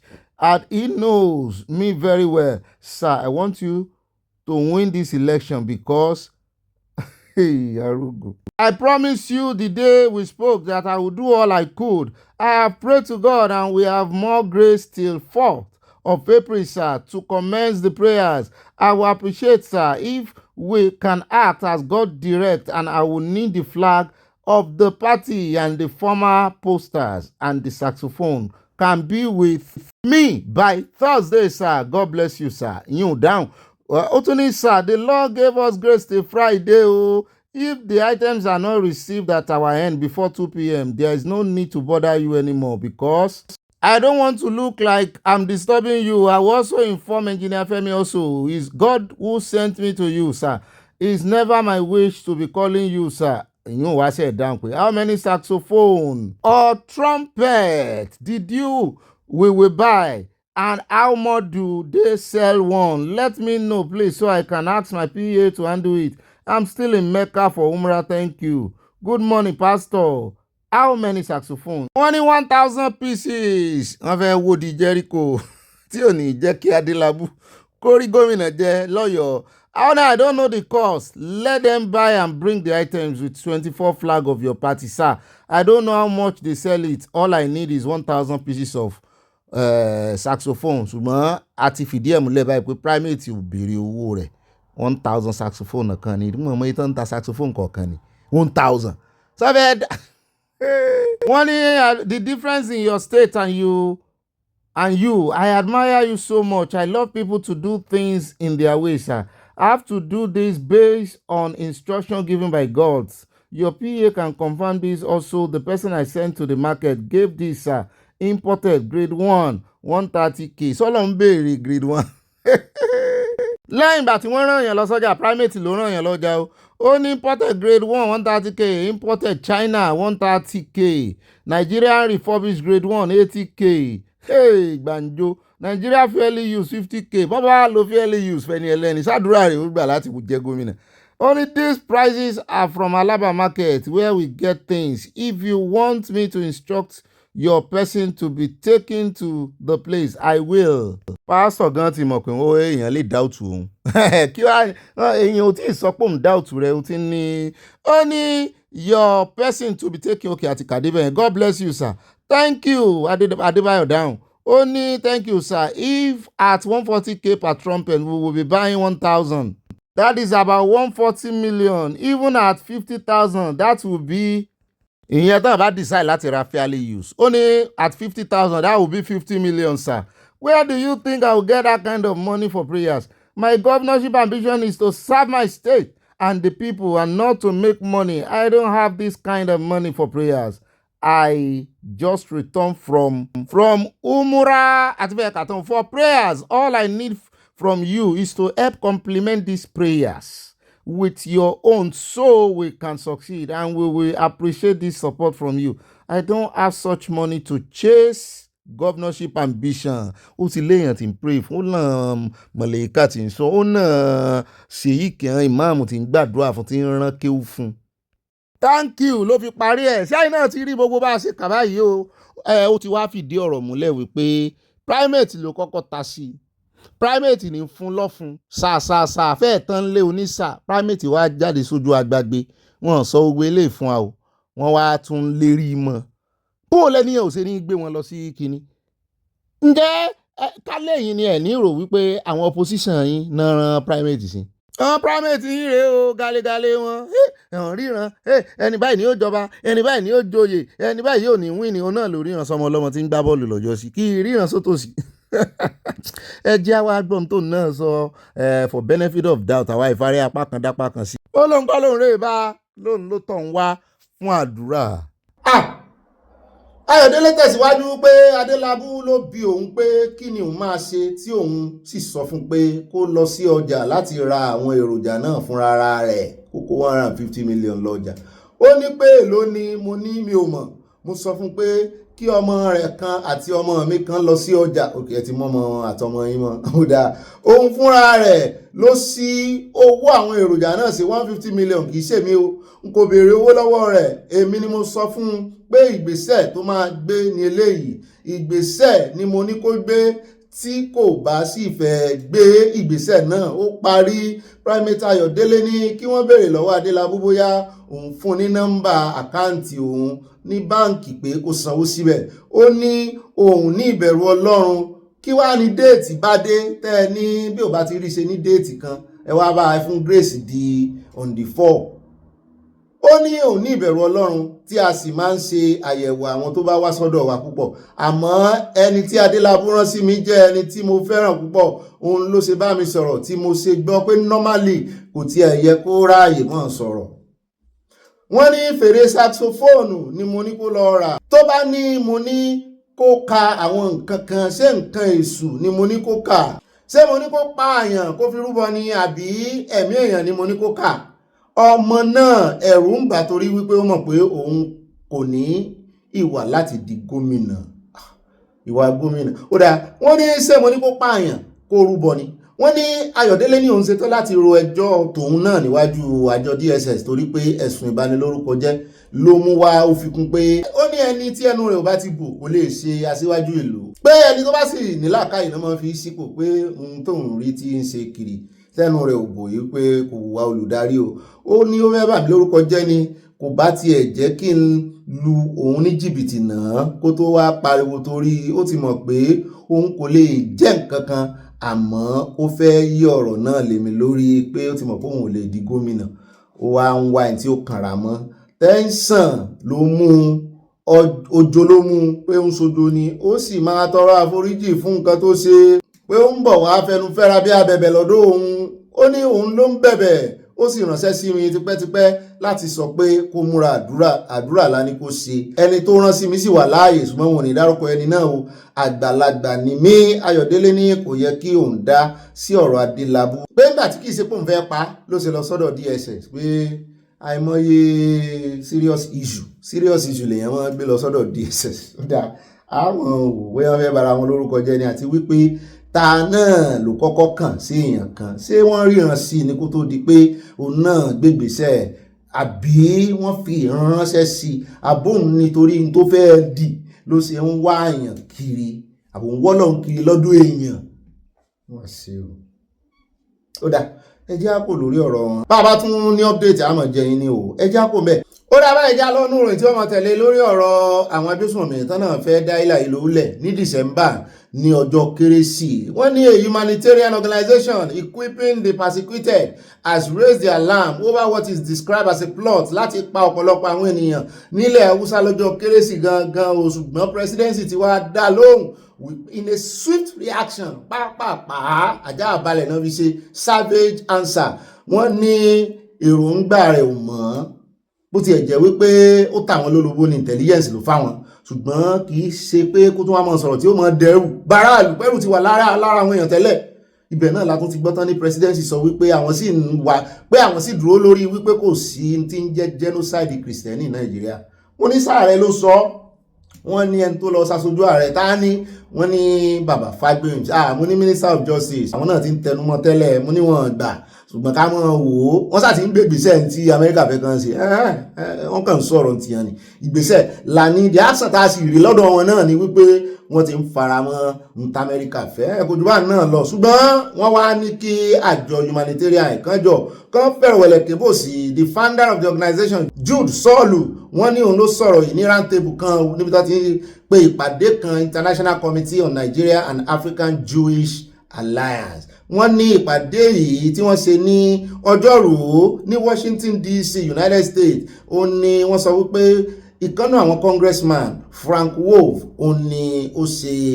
agbátẹrù rẹ̀ wọ́n ní congressman Riley More tó ṣe kó Nàìjíríà náà wà ńbẹ̀ Chris Smith Senator James Langford àti member of the US Commission on International Religions wọ́n ní gbogbo wọn ló wà ńbẹ̀ o wọ́n ní he said they are gathering forces around the Plateau and Nasarawa border along the Nasarawa-Benue border and along the mo ní wọn bá sì ka ọ̀rọ̀ yìí sí intelligence o only we got very reliable information that they are weaponizing for a Christmas Day massacre ẹ̀sìn wọn pé lọ́jọ́ kérésì náà wọ́n ti dánrú ẹ̀ wò ǹjẹ́ ṣe UN ẹ̀kọ́ta UN l'Àbújá náà rèé ju àdólóró sí ńgbà náà mo rántí iye àyẹn mọ́ intelligence rèé o ẹ sì mọ̀ pé congressman ṣe kó Nàìjíríà ní Riley More wọ́n ní we got very reliable information that they are weaponizing for a Christmas Day massacre. I am imploring the Nigerian government and President Donald Trump to do something so we don't have a bunch of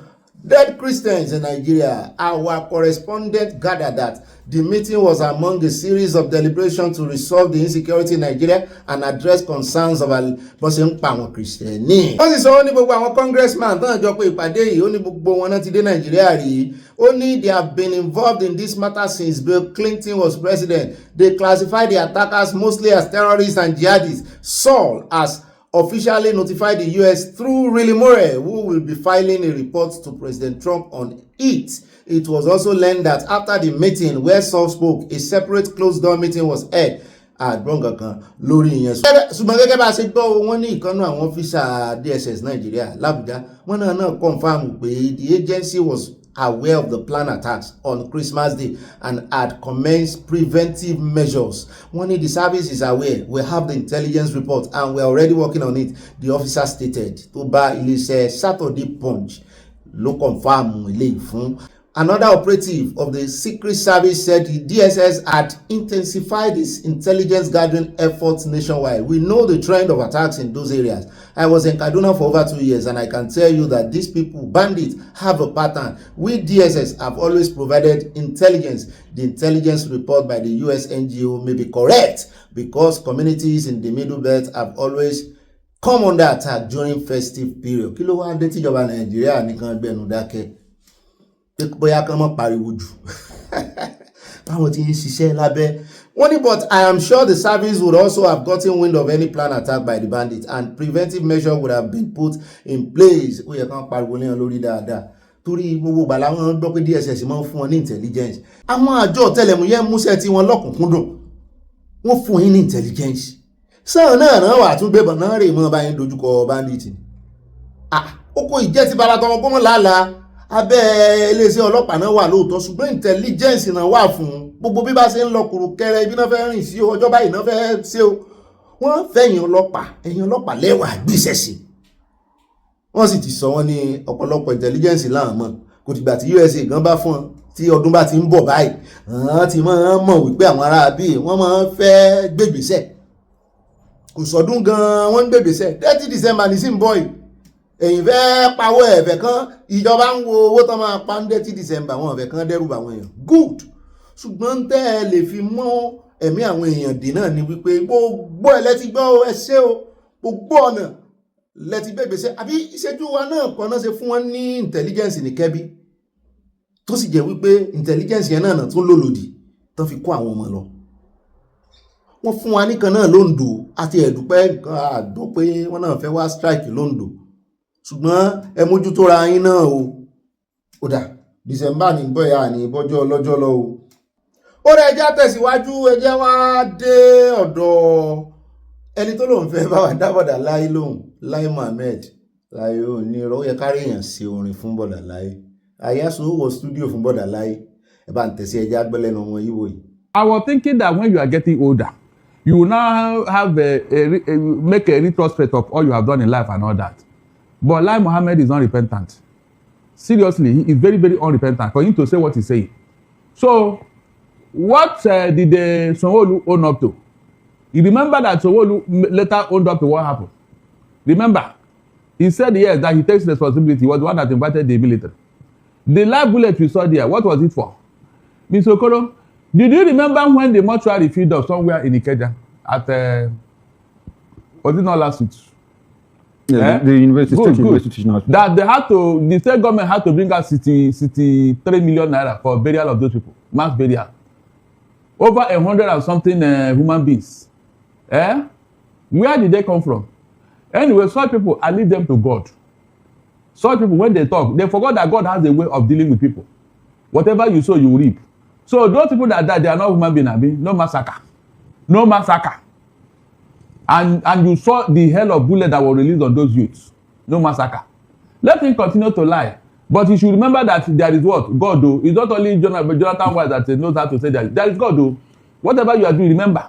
How could you come now? What you are trying to forget? Especially now that we are trying to have some form of closure, I'm telling you. For what happened in 2020. And you are still lying about it.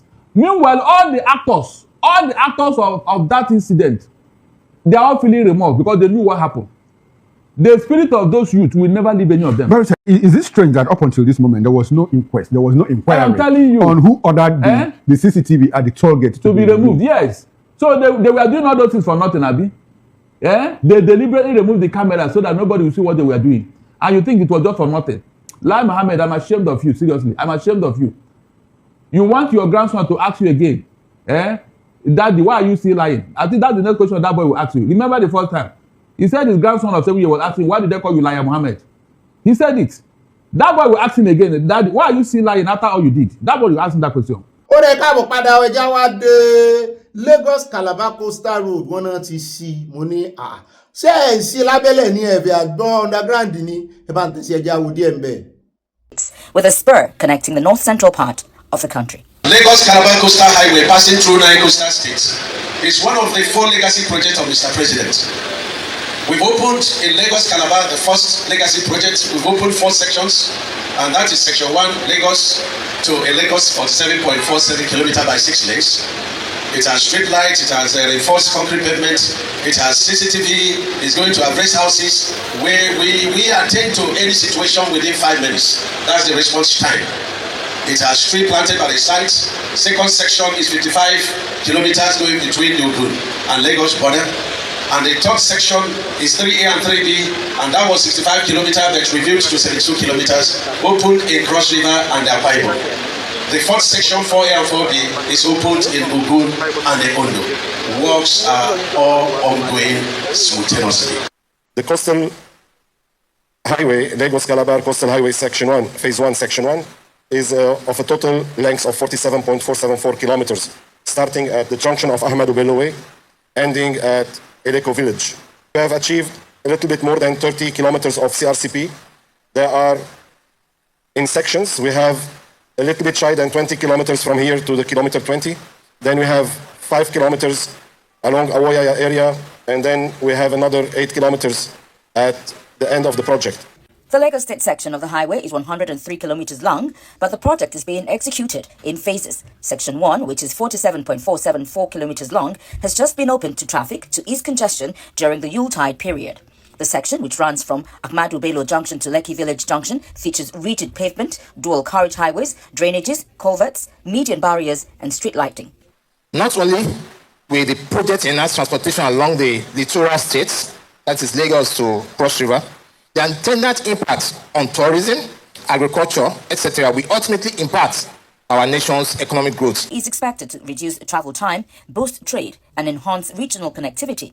Motorists can now travel on the 47-kilometer stretch without obstruction, experiencing the world-class road infrastructure being built.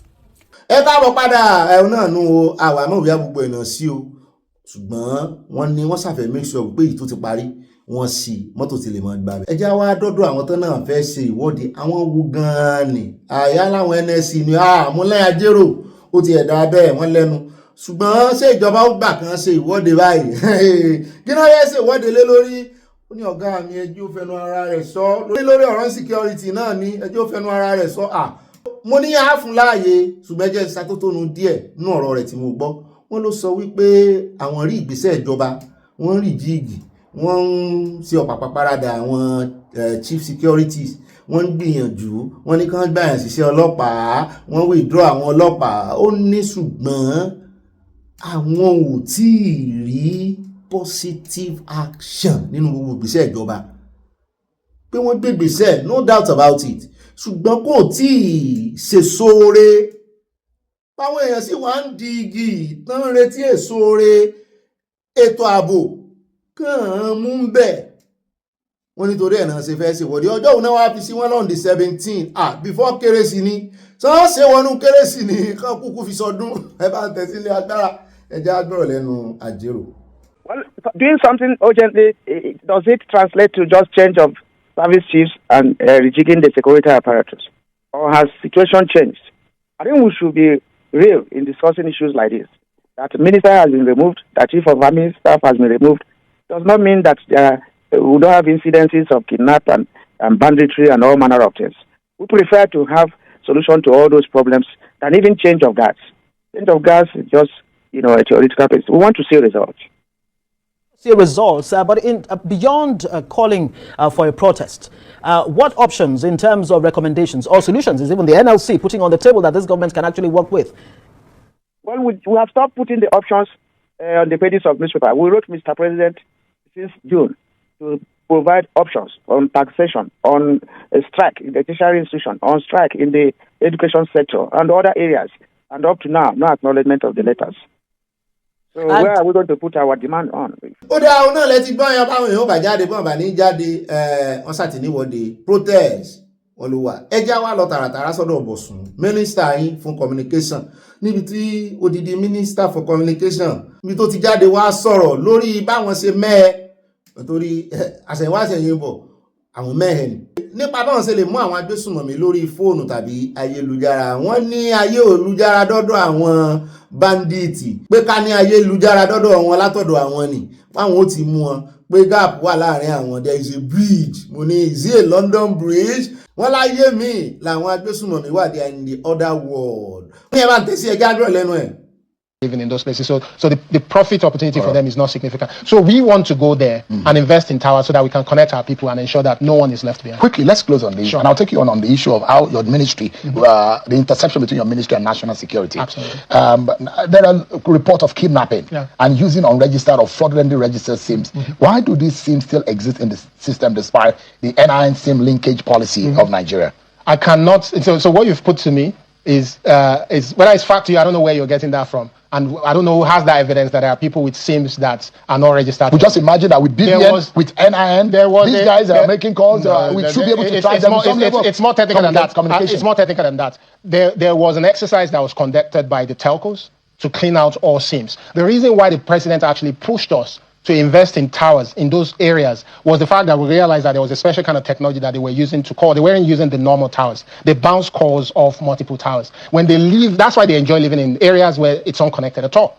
And when we're talking about these things, is why we're upgrading the 2 satellites we have, that if our towers are not working, our satellites will work, because Nigeria is the only country in West Africa with satellites, with communication satellites. We're now bringing new satellites to upgrade the capabilities of those. Is why we're investing in the fiber. It's also abẹ́ẹ̀gbọ́n náà ní o ní ẹ̀yà àlẹ́ àmùdá náà lẹ́tí gbọ́ lẹ́nu mínísítà tó wà ní communication.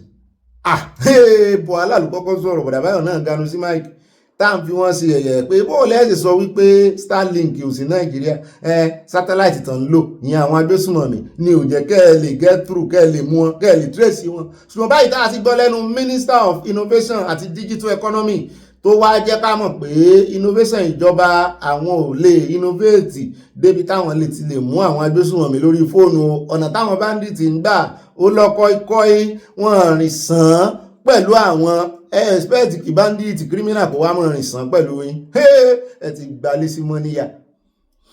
wọ́n ní àwọn ò lè mú wọn kí wá ní ká ti ṣe léyìí nígbà tán bá láwọn ò lè mú wọn lórí ẹ̀rọ ayélujára àwọn ò lè trace wọn nẹ́tíwọ̀kì wọn kì í ṣe rúta wọn ẹgbọ́n kí wá lè expect lọ́wọ́ ìjọba ẹ sì mọ ra wọn ajẹ́pẹ́ ẹ sì mọ rí àwọn bandit wò bí ìran lórí ẹ̀rọ agbágbénu wò wọ́n ti ẹ̀ ti wá ya sórí Facebook náà ní ìsìn wọ́n ti ya sórí Facebook mo wá wò sàkún ọ̀rọ̀ yìí wípé nígbà tẹ́ bá fẹ́ mọ̀ ọ̀daràn tí ò bá sí intelligence táwọn ọ̀daràn gan tún ń lo higher technology tán ti mọ̀ wípé kọ́wọ́ mọ́ bá tẹ àwọn tán sì ti mọ límìtì yín nígbà tán ti mọ límìtì yín ni ẹ tún wá jáde ó tún dánu wípé ní gbogbo Áfíríkà satellite àwọn communication satellite àwọn làwọn ní iṣẹ́ rẹ̀ wà dà nígbà tẹ́ bá ní communication satellite ṣé ètò ààbò gan-an ṣé ẹ nídìí láti gbọ́kànlé àwọn service provider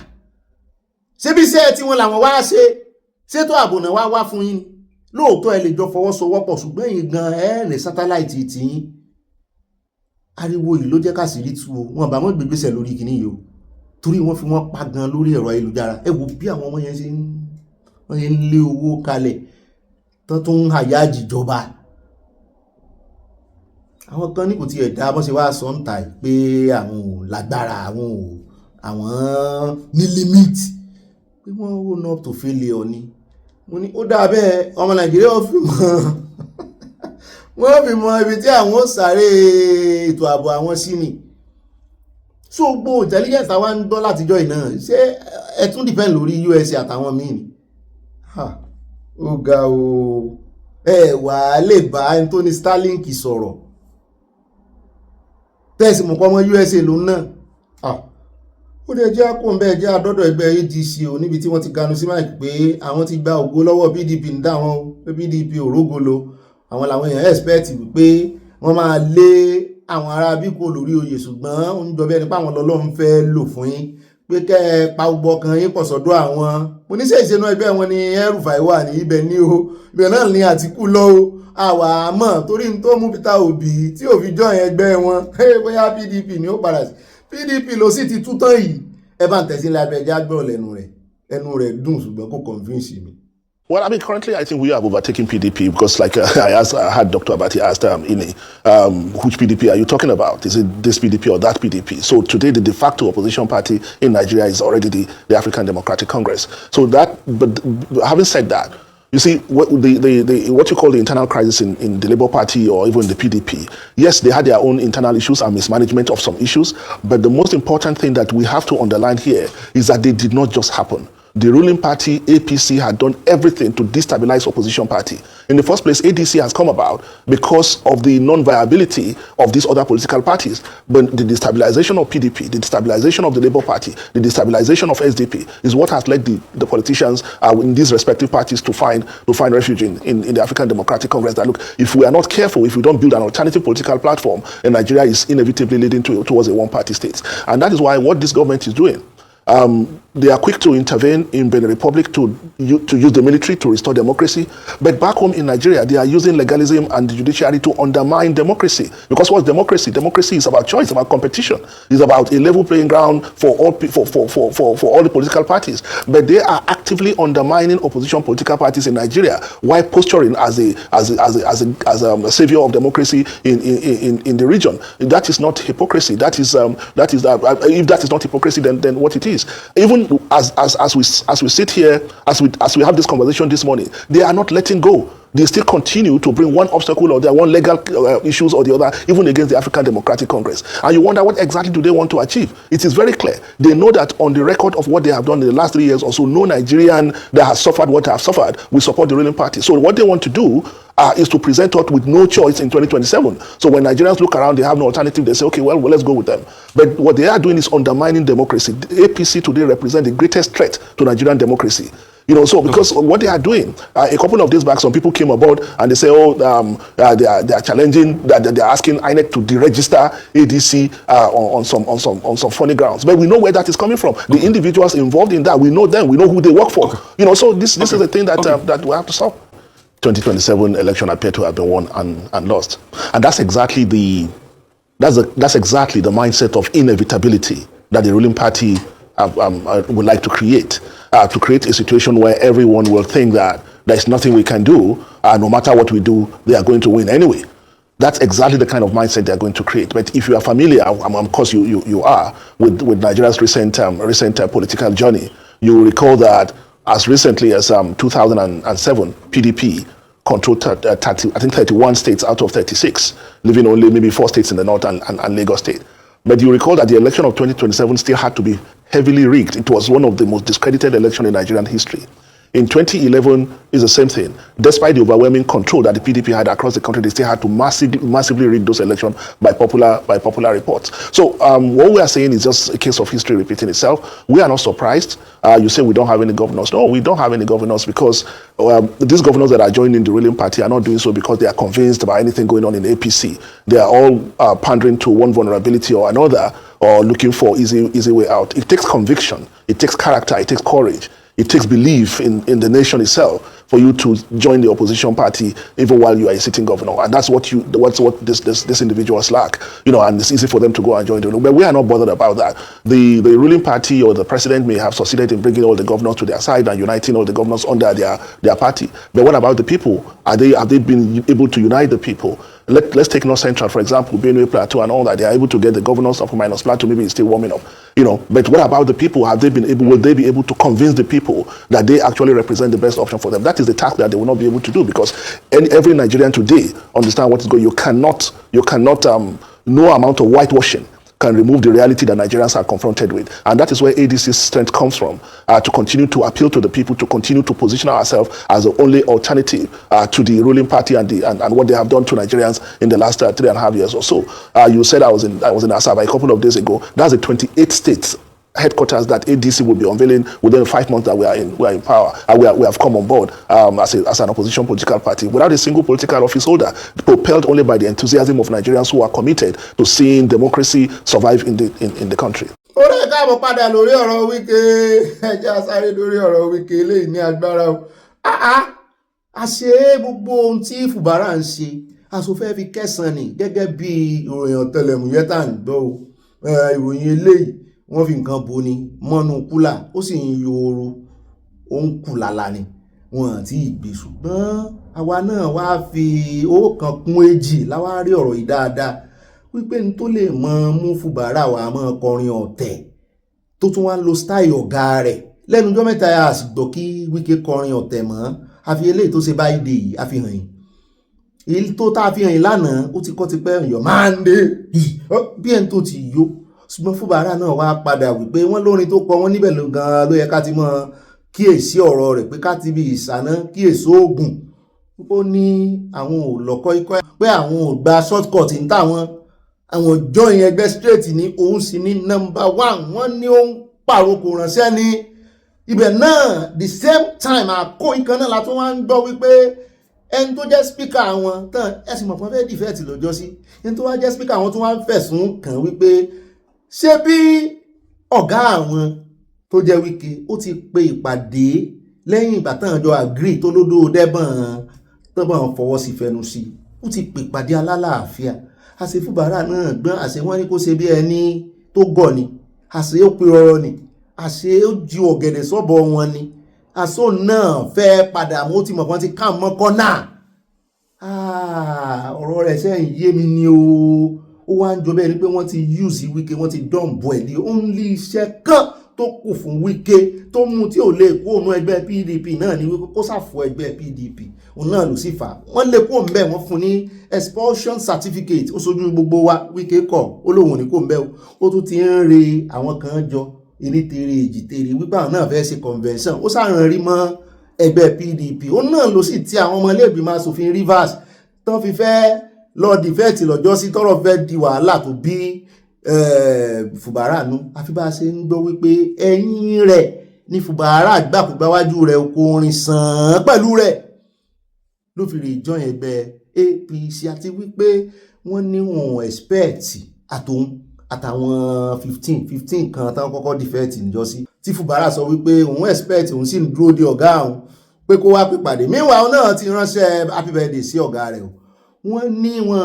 mọ̀ wípé wọ́n lè fún ní káàdì torí automatically téèyàn bá jẹ́ gómìnà tó bá ti darapọ̀ mọ́ ẹgbẹ́kẹ́gbẹ́ nínú ẹgbẹ́ òṣèlú òun ló máa jẹ́ leader ní state yẹn wọ́n wá ní Fubara gan òdúró kan báwọn announce ẹ̀ mo wá wò náà wípé láti ìgbà tá a ti ń sọ̀rọ̀ Fubara yìí náà ẹni tó jẹ́ minister of aviation tó ganu sí Mike lánàá pọ́n dẹ pàkúté fún Fubara ni ó rò pé òun yin Fubara lánàá ni mi ò tí ì rí nínú picture ọ̀rọ̀ yìí ọ̀rọ̀ ìgbàfúra o ìyẹn Keyamo mi ò rí nínú ọ̀rọ̀ láti ìgbà tí Fubara àti ọ̀gá rẹ̀ strange ọ̀gá rẹ̀ ti ń fa wàhálà mi ò gbọ́ lẹ́nu Keyamo rí ó sì wá jóun ló wá ní ó sì mọ̀ pé òun ọmọ Rivers ló ń ti wá ó sì wá jóun gangan lórí ìwẹ́kọ̀ọ̀mù Fubara tó náà tún wá ń pòwe wípé ọpọlọ kọ̀ǹkọ̀ náà dẹ àwọ̀dè tẹ́lẹ̀ àwọn ò mọ̀ wípé ìjẹ́ àwọn erin ni ó gbé mo ní ṣé erin àtọ̀pọ̀ ló wà yàtọ̀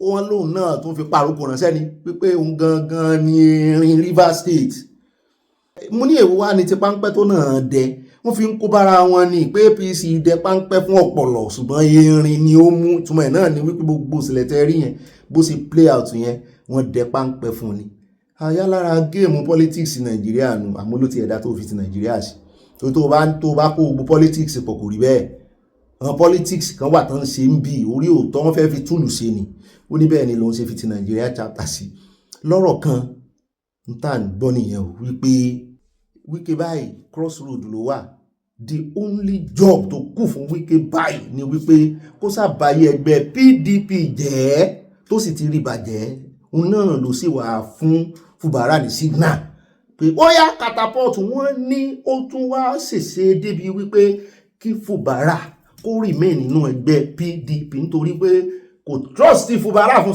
second time wọ́n ní Fubara gan permutate òun náà wà ọ̀nà àbáyọ ni wípé kí lóun tún lè ṣe torí gbogbo àjọmọ̀ wọn nǹkan jọ tọwọ́ bọ̀ fún àlàáfíà ni wípé n tó ṣeré o bó ṣe fẹ́ padà ó yẹ kán ti lé ọ lọ n tó ṣeré ṣùgbọ́n báyìí padà síbẹ̀ ó bá sì ti parí ẹ̀ àwa lápàṣẹ fún un tó mọ̀ ṣe òun ló dájà alẹ́ láàrin Fubara àtọmọ ilé ìgbìmọ̀ asòfin ibi tẹ́mi náà ti wá gbàgbọ́ ní ìgbà tí ọ̀gbẹ́ni spíkà yẹn sọ̀rọ̀ lánàá tó sọ wípé Wike ti pe meeting bí ẹ̀mẹ́ta ẹ̀mẹ́rin pé Fubara sì wà ń bẹ̀ kí ló wá dé tó fi wá jáde tó ń parọ́ wípé òun sì ń retí kí Wike pe meeting láàrin àwọn láti mú gbogbo àdéhùn tán jọ fọwọ́ sí kálàáfíà lè jọba ṣẹ àwọn náà sì ti wá catapult sí APC báyìí ṣé wọ́n tún máa reverse padà sí PDP ni kò tí PDP ò tiẹ̀ lẹ́nu mọ́ torí wọ́n ní Fubara ti fọ́ gbogbo wọn lẹ́nu ní gbogbo jurisdiction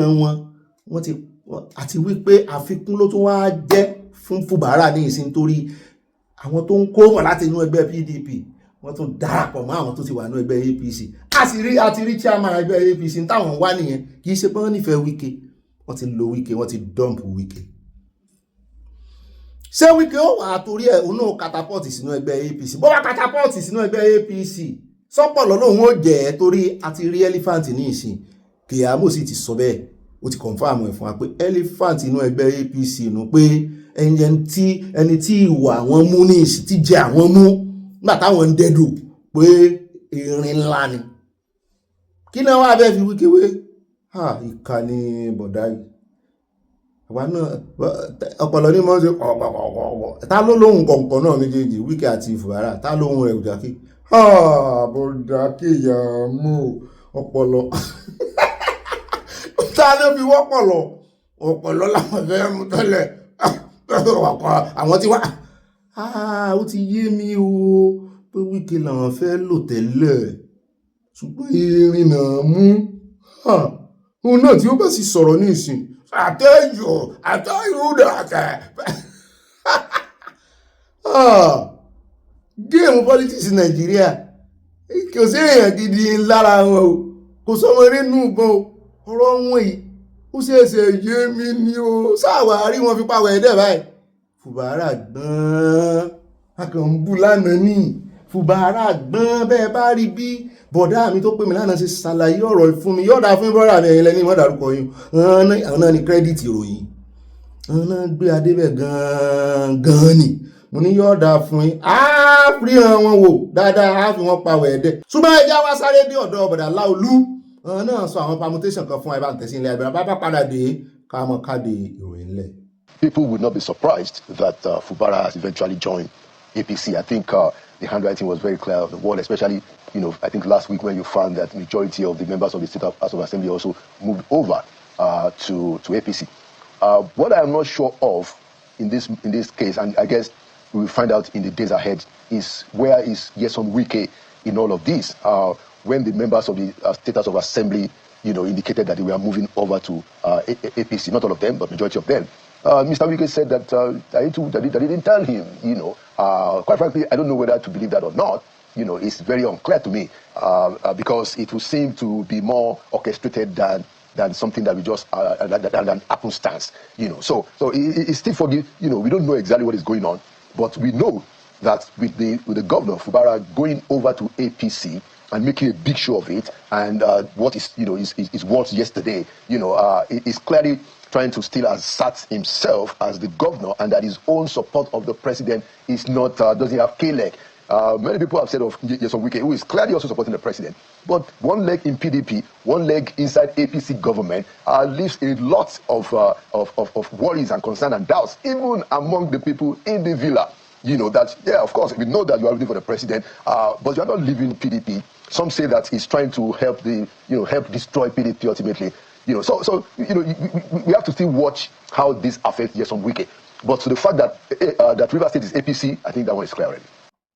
Ó dá ẹ káàbọ̀ padà náà lẹ ti gbọ́ ẹ̀rí wípé ó jọgàtè kò jọgàtè ó fẹsẹ̀ méjèèjì lélẹ̀ wá ń tiro àárín ọjà ló tiro wọ̀ mo ní àáríran wò season kíláwà season 2 ẹ sáàmọ̀ wòran wọn tí wá ti dayọ̀ níta ó dá wa tún sí fìlà fọlọ́hún orí adé ọba tó ju ọba lọ adúpẹ́ o tẹ́ tún bá wa ṣe tòní o àwa mọ́ fẹ́ lè ṣe lọ́wọ́ bá dénú yẹn bá pín fáwọn olólùfẹ́ yín bẹ́ẹ̀ náà ní báyìí báyọ̀ ẹ bá fi ránṣẹ́ bẹ́ẹ̀ náà ní kọ́mẹ̀ntì yín nítumọ̀ gan sí a o bí ta ti ń kọ́gbọ́n ti àánú o yóò yá kò níyẹ̀lẹ̀ àní ìdánù bí omi ìsanwó-àrìn orin bára wa ṣe ọdún ayọ̀ tí ń bọ̀ yìí kò ní iṣẹ́ yín wa yóò sojú wa o God bless you, happy new year àti ń kíra wa happy new year lẹ̀ nítorí àfọpẹ́ fọ́lọ́run lọ́kàn àti lóhùn wa ẹni sóhun yánu ara ohun yánu tọ́lọ́run ṣe rèé májàmú tó bá wa dànù pé bàbá ti ń yìn òun the more bàbá ṣe ń yìn òun sí òun ó mú adélẹ̀ ìlérí ilẹ̀ òmìnira torí ẹ̀ lọ́kàn wa ṣe balẹ̀ lórí ìrìn àjò sí ilẹ̀ òmìnira Yorùbá nation bẹ́ẹ̀ náà ló lóhun ó mọ̀ fi ayọ̀ kún ayọ̀ wa torí ẹ̀ pé wà ní ìdílé aláyọ̀ ìròyìn lásán kọ́lá ń kà ń bí ọ̀yìn tẹ́ bá ń wò wípé kí ló dé tá a kàn rẹ́rìn bọ́lọ̀ àyè tọ́lọ́run gbà wà nù ayé ayọ̀ ló fi á sí ó dáa àyàwó bí inú abalẹ̀ ń bára ẹ̀ lónìí olóò fẹ́ gbé wa débẹ̀ lórí ọ̀rọ̀ àbàdà wá sí ó sì já mi lórí ẹ̀ ṣé bí ìdílé Fúsẹ́ńdú àti láwọn ò ṣe mọ́ àwọn òun mẹ́ntí ń jẹ́ bẹ́ẹ̀ rí ó lọ́rọ̀ kù bẹ́ẹ̀ ó ní okù nìbọn ró mo ní já wa sí èmi náà tí àyàpò tiẹ̀ tó já wa sí mo ń gbọ́ tí bọ̀dà Báyọ̀ Ọ̀nànúgà náà dá sí mi ò sí ẹ̀mọ̀pọ̀ ọmọ Ìjẹ̀bú níyàn wọ́n lọ́mọ Ìjẹ̀bú níyàn ó ní sẹ́mi náà ti rí túwìtì wọn mo ní mo ti rí wọ́n ní fúnra wọn náà sọ wípé ìdílé Fúsẹ́ńdú rejected Kwam 1 pé is an unknown government sí ìdílé yẹn. Mo wá ní ò ṣe bí wọ́n pé kí nìdí tí ìdílé Fúsẹ́ńdúà tán tún ṣe wá postpone ọjọ́ ìpàdé sóṣòro tó bẹ́ẹ̀ ni sáà náà fẹ́ mọ́ba ni sáà náà fẹ́ yan ọba ni ṣe bí Ifá ni ó yan ọba fún wọn ó ti easy. Wọ́n ní ká gbọ̀n láàyè mo ní ààyè tẹ́ ń gbà wọ́n yìí kó mọ̀ jẹ́ wípé èèyàn kan ló pè látòkè tó ní ẹ wá ẹ̀bùn mi gbọ́ ọmọ mi nì. Ṣùgbọ́n nípa àṣírí tó ló fẹ́ tú fún wa sẹ́nu rẹ ló ti fẹ́ tú àbó ń gbé èèyàn kan bọ̀ àyá ní ìfilẹ̀ fún kí n mọ̀ dà sí inú abala ẹ̀ ń bára ẹ̀. Ẹ jẹ́ kí n mọ̀ fi léyìn ṣe báyìí báyìí fún yín. A fi pàdé lọ́la o. Happy weekend, enjoy yourself and I love you. I do. Bye for now. Ṣé rí olórí ọmọba is never anything, it's just àbòsí title. Ṣé rí nǹkan tó mú olórí ọmọba wá tá a bá ní ká tọwọ́ bọ̀ ká máa tú a máa pa ìtàn gidi tá a dẹ̀ máa bẹ̀rẹ̀ sí pa ìtàn yẹn láti èní tá a máa pa dé 1973. Ìdí tí Àwùjalẹ̀ fi Ṣùbọ́mi jẹ́ olórí ọmọba. Ẹ má bínú aṣáájú, God bless you, nítorí pé Àwùjalẹ̀ mọ àṣírí láàrin òun àti Ṣùbọ́mi ló fi ṣe. Ẹni sùúrù máa tún gbé yín débẹ̀ nǹkan tó fà á tí olórí ọmọba ti jáde tí n bá ní àkànmákànsáré rere tí n bá ti sọ ó máa yé ọlá ó máa yé wọn dáadáa. Now torí wípé ìkọ́kọ́ ṣẹlẹ̀ ní 1984 ọlá ó yẹ kó yé yín ẹ má bẹ ẹ kàn fílẹ̀ bẹ nǹkan tó ṣẹlẹ̀ yẹn òun ló mú lórí ọmọba wá nígbà ayé Olísà àná kí ló dé tí òṣèlú lórí ọmọba Ṣùbọ́mi Balógun was then Òsì Balógun and níjẹ̀bú Òde Olísà ìsọba Ìjẹ̀bú Òde which Àwùjalẹ̀ is the paramount ruler of gbogbo Ìjẹ̀bú land.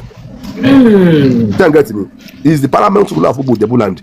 Ó supersede Àkàrígbò Rẹ́mọ orin gbogbo àwọn ọba tó kù ní gbogbo Ìjẹ̀bú ẹni máa ti níjẹ̀bú land òun lólórí wọn bí Ọọ̀ni ṣe jẹ́ olórí gbogbo ládéládé. Ìwọ̀n aṣáájú ẹ làdé ibi tí ẹ pé ọ̀tẹ̀ fi wá tó fi sọ́jà Ìjẹ̀bú land ẹ má sáré nǹkan sọ̀kan lè má tún understand ibẹ̀ yẹn. irọ́ ẹ má jẹ́ ká mi lọ. so ṣe gbádùn mi ṣe rí ọ̀tẹ̀ tó wáyẹ ó ti yé ọlá mi ó ti yé mi sọ ọlá kan tó mo sọ pé ọ̀tẹ̀ yẹn ṣẹlẹ̀ ní 1984 tí ìṣe wá ni tí wọn tí ìgbé wèrè wá fún wa táyà tí ìgbà wèrè ọ̀pọ̀lọpọ̀ alábàámọ̀ kan tó wà níbí wọ́n ti fi ẹ̀sìn kó wa lọ́pọ̀lọpọ̀ wọ́n ti fi nǹkan ṣe wá.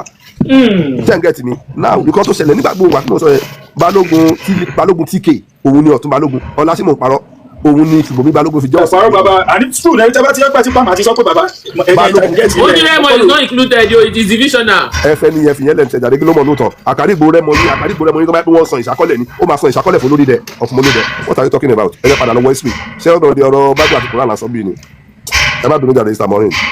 So now kí lorúkọ ẹ Balógun TK was Ọ̀tún Balógun then so Balógun TK dòdò ń dá wà òun ní Ọ̀tún Balógun tí Ṣùbọ́mi wà ní Òsì Balógun Ṣùbọ́mi ò tí ì di olórí ọmọba ń gbà yẹn o ẹ má gbàgbé pé ọ̀tẹ̀ yìí ti wà nílẹ̀ láti mú Tamatúndé 73 tá a bá ń tu gbogbo àwọn àṣìṣe Àwùjalẹ̀ la máa tú jáde o mo ṣe ní kásẹ̀ ìdìbò nígbà tí Balógun TK wá gbéṣẹ̀ tó lọ Ṣùbọ́mi Balógun ní láti múùfù síwájú Olísà dẹ̀ ni ó ń fi Olísà ló entitled láti fi wọ́n jẹ tẹ́ ẹ bá lọ sí palace Àwùjalẹ̀ it's just like I said it's just like an event hall lady paperwork kankan mẹ́ palace Olísà bí Àwùjalẹ̀ ṣe jẹ́ paramount ruler fún gbogbo àwọn ọba ní Olísà jẹ́ assistant ẹ̀ àti chief of staff.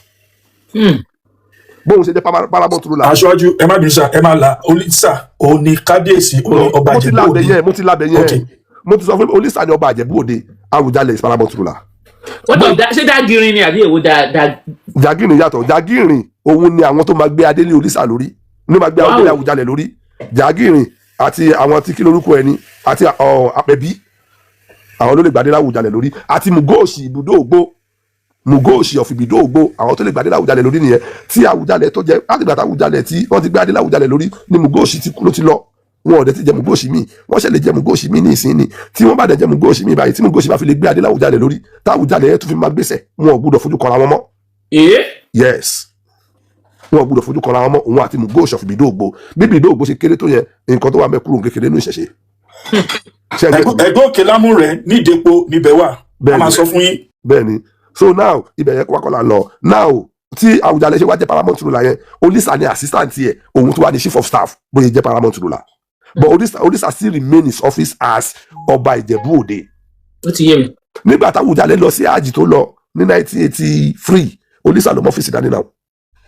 ẹ má gbàgbé pé ọ̀tẹ̀ yẹn ti wà lẹ́tẹ̀lẹ́tẹ̀lẹ́ láàrin Olísà àti Àwùjalẹ̀ ìjà ti wà láàrin wọn Olísà tẹ̀jí pààtì ẹ̀ láti fi Ṣùbọ́mi Balógun jẹ Ọ̀tún Balógun pé kó step forward and gẹ́gẹ́ bí ìjà tó ti wà láàrin Olísà àti Àwùjalẹ̀ ò fẹ́ máa pe Ṣùbọ́mi ní Ọ̀tún Balógun ó máa dà ìgbà tó jẹ́ wípé ọ̀tẹ̀ fún mi ní nǹkan èmi náà tó wá bẹ́ẹ̀ pọ́nlá ló fi wá rò pé instead tó fi máa ní ẹ lọ pé Ọ̀tún Balógun yẹn mí òun ló fi wá ṣe ní òkè ẹ jẹ́ kí n fún lóye kan tí mi á máa fi pè é ló fi wá fún ní olórí ọmọọba ló fi jẹ́ pé oyè méjì ni Ṣùbòmí jẹ́ gbà yẹn kì í ṣe oyè táìtù ni o Ṣùbòmí òun nìkan lẹ́ tó máa kọ́ jẹ́ olórí ọmọọba táwùjalè bá fẹ́ pé Ṣùbòmí Balógun kò ní pè ní Ọ̀tún Balógun ó máa ní ẹ lọ pé olórí ọmọọba yẹn ni mo fẹ́ bá sọ̀rọ̀ kò ní pè ní Ọ̀tún Balógun torí pé ìjà wà láàrin wa àtòlísà olísàdé ló ní ẹ̀ńtáìtù láti fi yanjú yẹ. That's correct. nǹkan tí tó fi mú olórí ọmọọba fi jáde nìyẹn nígbà tí Ṣùbòmí Balógun wá gbèsè tí Ṣùbòmí Balógun lọ ẹ kóòtù mi ẹ rìkọ́ọ̀dù bí tí mo fẹ́ sọ yìí ẹ jẹ́ kí n ní sùúrù tẹ́ bá ti ṣe screen record yín ẹ jẹ́ kí n mọ̀ ẹ rìkọ́ọ̀dù bí tí mo fẹ́ sọ yìí Àwùjalẹ̀ ti wà lórí sick bed nísìn tí o ti lálàáfíà mọ́ over 30 years ni. Wow. second olórí Àwùjalẹ̀ olórí ẹ̀ tó kéré jù òun ló ń pàṣẹ pálásì yẹn owó wípé ẹ̀ ló màmá mo fẹ́ rí yín lásán tí Wàsíù fún olórí was 20 million ló pé mo kàn fẹ́ rí yín lásán kó lè gbọ́ tèmi olórí tá a sọ yìí ó fi ọ̀rẹ́ ẹ̀ jẹ́ ìyá bàbá bàbá ẹ má bínú ẹ jẹ́ kọ́ mọ̀ olórí kékeré ló mú Wàsíù wá. olórí kékeré náà ni mo ń sọ. òun ló máa Wàsíù máa fi. òun ló mú Wàsíù wá àfin. àfi ẹ ṣe ẹ máa làájá òun ló mú Wàsíù wá àfin. 20 million ló fún ẹni tó bá Wàsíù tó bá olórí sọ̀rọ̀ mọ́ mọ́ nígbà tó fẹ́ rí olórí 20 million ló fi sínú envelope tó kó lórí lọ́wọ́ òkè kí ló fẹ́ bàbá mo fẹ́ jẹ Ọ̀túnba ni olórí ọmọọba gangan kọ́ ló jẹ Ọ̀túnba Ṣùbòmí oyè tí Ṣùbòmí jẹ Ọ̀túnba yẹn ló jẹ ìnọ́dà láti má jẹ́ kí wàhálà ṣẹlẹ̀ kọ́ wà lè máa rí pé bóyá ipò Ọ̀túnba yẹn yìí wà vacant lọ́wọ́ kó wá ṣe ní olórí ọmọọba all the norms kò sí nǹkan tó ń jẹ́ pé ẹ̀bí wá sí olọ ìpè bí o ó design ara nǹkan tó ṣe yẹn ni o. tẹ́ bá rí pé gbà tó jẹ́ àwọn èèyàn pè ní kábíyèsí Àwùjalẹ̀ nígbà sọ pé lójú ayé òun pè kábíyèsí ìjọ yẹn ló stop. tó fẹ́ kulẹ̀ àbúfẹ́ lówó ẹ̀kọ́ yẹ kọ́mílẹ̀ Àwùjalẹ̀ bá ṣe fún àwọn tó jẹ́ abẹ́ ẹ̀kọ́ wọn ò gbá méjì lọ́wọ́ Àwùjalẹ̀. so àwọn èèyàn mọ̀ pé torí pé kí ni ọ̀dẹ náà Wàsíù tẹ́ bá lọ́mọ Ìjẹ̀bú-Òde ni èmi ò bá yín jiyàn o ṣùgbọ́n anífowóṣe oṣù ọmọ Ìjẹ̀bú-Òde Abẹ́òkúta la anífowóṣe ibẹ̀ yẹn kọ́ ṣeun sàn kọ́tà ń sọ fún wọn nìyẹn anífowóṣe kò ń jẹ́ òjò àgbègbè bí òjò àárọ̀ Abẹ́òkúta ni anífowóṣe ibẹ̀ yẹn kọ́ la lọ sẹ́ńgẹ́tì mi Wàsíù tọmọ fìdí pọ̀tẹ́. fìdí pọ̀tẹ́ yẹn kò wá ní family house níbẹ̀ ni kò ní ibi tó gbà tó jẹ́ Ọ̀túnba yẹn ṣé kò ní àwọn ẹbí ẹ̀ ṣùgbọ́n ó wúyè. sísá mọ́rin ẹgbẹ́ Yorùbá tí mo sọ fún yín náà wọn polówó Ọ̀túnba ló jẹ àṣírí ibẹ̀ lèmi sọ fún yín wọn polówó Ọ̀túnba ló jẹ olórí ọmọọba tí ò kì í ṣe oyè kankan òun ló jẹ o sísá mọ́rin bẹ́ẹ̀ ṣe wáyé ẹ lè mú Ọlá ẹ lè mú èmi ẹ lè mú Bàfánà fúnra wọn kẹ́ ẹ fi ṣe olórí ọmọ mọ́rin on the norms olórí ọmọọba báwùjalẹ̀ ṣe kú yẹn Àwùjalẹ̀ wàjà tó láwùjalẹ̀ kú ni báwùjalẹ̀ ṣe kú yẹn olórí ọmọọba náà ti kú pẹ̀lú ẹ̀kú tó yẹ kó exist mọ́. so ó lè rọ lóye báyìí. ẹni sùúrù wọn ọba tó fẹ́ wọlé nísìnyí ó lè má ṣe bẹ́ẹ̀ kó máa lò lọ. ṣe mọ̀ pé mistake tá Àwùjalẹ̀ ṣe ìgbà tó gbowó lọ́wọ́ Ọ̀ṣọ́bà nítorí ẹni kò ṣe sí àrẹ̀mọ níjẹ̀bú àrẹ̀mọ tó tà fún Ọ̀ṣọ́bà nítorí ẹni Ìjẹ̀bú ò ṣe ní àrẹ̀mọ di ọ̀la. bẹ́ẹ̀ni ó gba 25 million gbà yẹn lọ́wọ́ Ọ̀ṣọ́bà tí Ọ̀ṣọ́bà fowó rà tó fi di àrẹ̀mọ. ẹ ṣe àwọn wípé olórí ọmọọba tó bá tó máa jẹ olórí ọmọọba tó wà lórí ìtẹ́ òun ló lè jẹ olórí ọmọọba tí ò dé entitled láti jẹ ọba láéláé. yes tẹ́ ẹ bá lọ wo lẹ́tà tí Àwùjalẹ̀ fún pẹ̀lú géèmù tí wọ́n pè lẹ́tà tí wọ́n fún lẹ́tà yẹn wà tricky bákan entitled ṣé bó kọ́ ó ní kò entitled ẹjọ́ kí la wá ń jà fún tá a bá sọ ìtàn ilé ni ẹ jẹ́ ká rò pé kì í sára wa là ń ṣe à ń ba ọjọ́ ọ̀la tiwa jẹ́ fáwọn ọmọ tó wà nílẹ̀ ni torí bàbá ti bàjẹ́ fáwọn à ń padà bọ̀ wá jẹ̀yà ìlọ́wọ́ wọn sista mọ́rin ẹ wo ẹ jẹ́ kàkà sẹ́yìn gbogbo alájọmọ̀ gbàtà kéré pé Fúlàní inú igbó ni wọ́n ń gbé wọ́n ń gbé nínú àdèmọ́ pé wọ́n ti wá pa ọ̀tá wa mọ́lé. ẹ dúró ẹ ti gẹ̀ẹ́sì tí mo lọ ẹ rántí gbogbo àyẹ̀tọ́ máa kiri fúrádé nínú wàrà tó máa kiri ẹ rántí pé wọ́n kí wọ́n bàtà. ṣó bàtà ni wọ́n. wọ́n tún kí wọ́n bàtà gan gbogbo àyẹ̀ now ó ti wá di wípé àwọn náà ti ń bímọ ẹjọ́ àwọn ọmọ tí wọ́n ń bí ìlú wọn náà máa claim ìlú wọn náà máa claim nǹkan tó ṣẹlẹ̀ ń bẹ̀ nìyẹn ibi tọ́rọ̀ Wàsíù ti wá nìyẹn ok ẹ bá dìde rí ẹni tó ní kìmí níjẹ̀bú Ìjẹ̀bú òfìsẹ̀ ṣeré o tẹ bá rẹni tó ní kìmí níjẹ̀bú tó bá kú sáájú wọn agbedele kí ló tó pé kìtì lọ sí màbẹ́ẹ̀ sí. ó lè jẹ́ kókò sówó nígbà yẹn náà. èlò mo tó wá fi ń gbòkú wálé ìṣègbà tí ń ṣe London tọ́mọ ní kẹ́lẹ́ máa wá £13,000 £15,000. aṣáájú ṣẹ́rí ibi tí Wàsíù ti ṣúta rẹ̀ pọ̀ because tẹ bá rántí 1983 yes ó pè mí pé family òun wá láti Bẹ̀dù Lẹ́kì. bẹ́ẹ̀ni. àwọn tó bá ń follow Wàsíù gan mọ history Wàsíù. wàhálà wà o. ìgbà yẹn aṣáájú ẹ má bínú sà ìgbà yẹn kọ́ lọ wò ó sì wà rẹ́kọ̀d ìgbà ló sọ pé òun wá family òun kan wá láti Bẹ̀dù Lẹ́kì ọmọ kiri ọmọọba náà lòun náà Bẹ̀dù Lẹ́kì suddenly gbogbo kinní yìí á tú jáde. ṣé àmọ́ kọ́ tó gbé Wàsíù wá sí Ìjẹ̀bú torí pé Wàsíù fẹ́ jẹ sẹ́nitọ̀ òun náà ni mo ti sọ lẹ́ẹ̀kan tó jókòó ló fi di òṣèlú tí wọ́n ní kó lọ jẹ́ nílùú ẹ̀ òun ni ẹ lọ wo kéwà ẹ lọ gbọ́ orin ẹ̀ kéwà for senator òun ló ní tó ṣe ń gbà yẹn nǹkan tó gbé níjẹ̀bú nìyẹn kí ló wá dé nìsín tó tún wá ń du oyè. ẹ̀gbọ́n jẹ̀bù ẹ má bínú ó sá lọ ra lé uncompleted building ládé fi san ẹ̀gbọ́n òun fẹ́ hòtẹ́ẹ̀lì àwọn aláṣẹ́wò yẹn gbà yẹn níwájú ilé aláwòye street yẹn ló fèsì ilé aláwòye mo mọ bẹ́ẹ̀ náà ẹgbẹ́ adé fi san up to today kò parí lẹ́yìn bóyá pè ní bóyá àdúrà ni. ok ẹ tó bá ti wá sọ fún mi ṣe gbọ́ ẹ tó bá sọ fún mi wípé lóòótọ́ o wá sí ọmọ Ìjẹ̀bú Òde ni èmi ti gbọ́ mo ti gbà o ẹni kó tọ̀hún kó wọ yúnífọ́ọ̀mù ọlọ́pàá kàbí kó wọ any force uniform ní Nàìjíríà àbí any force uniform kó wọ ní everywhere kó wọ lọ Ìjẹ̀bú Gbómòkú tó bá ti padà wá màá fọwọ́ sí kí wá sí lọ jàwùjalẹ̀. kí ló ń jẹ́ Ìjẹ̀bú gbogbo ni gbogbo ló ń jẹ́ Gbómòkú. Ìgbómòkú wà in between Ìjẹ̀bú-Ìfẹ̀ àti Tèlé. Ìjẹ̀bú-Ìfẹ̀ ni mo wọ uniform ọlọ́pàá òǹdè bẹ́ẹ̀ ọlọ́pàá yẹn tó bá wọ uniform yẹn ọ̀run ni wàá ti bọ̀ òní bọ̀ láyé. Ìjẹ̀bú-Ìfẹ̀ ọlọ́pàá ọmọ Ìjẹ̀bú-Ìfẹ̀ ni. Ìgbómòkú ló ń sọ. in between Ìjẹ̀bú-Ìfẹ̀ àti Tèlé ló wà. Ìtèlé. in between. Ìtèlé Mùṣín. Ìtèlé Mùṣín.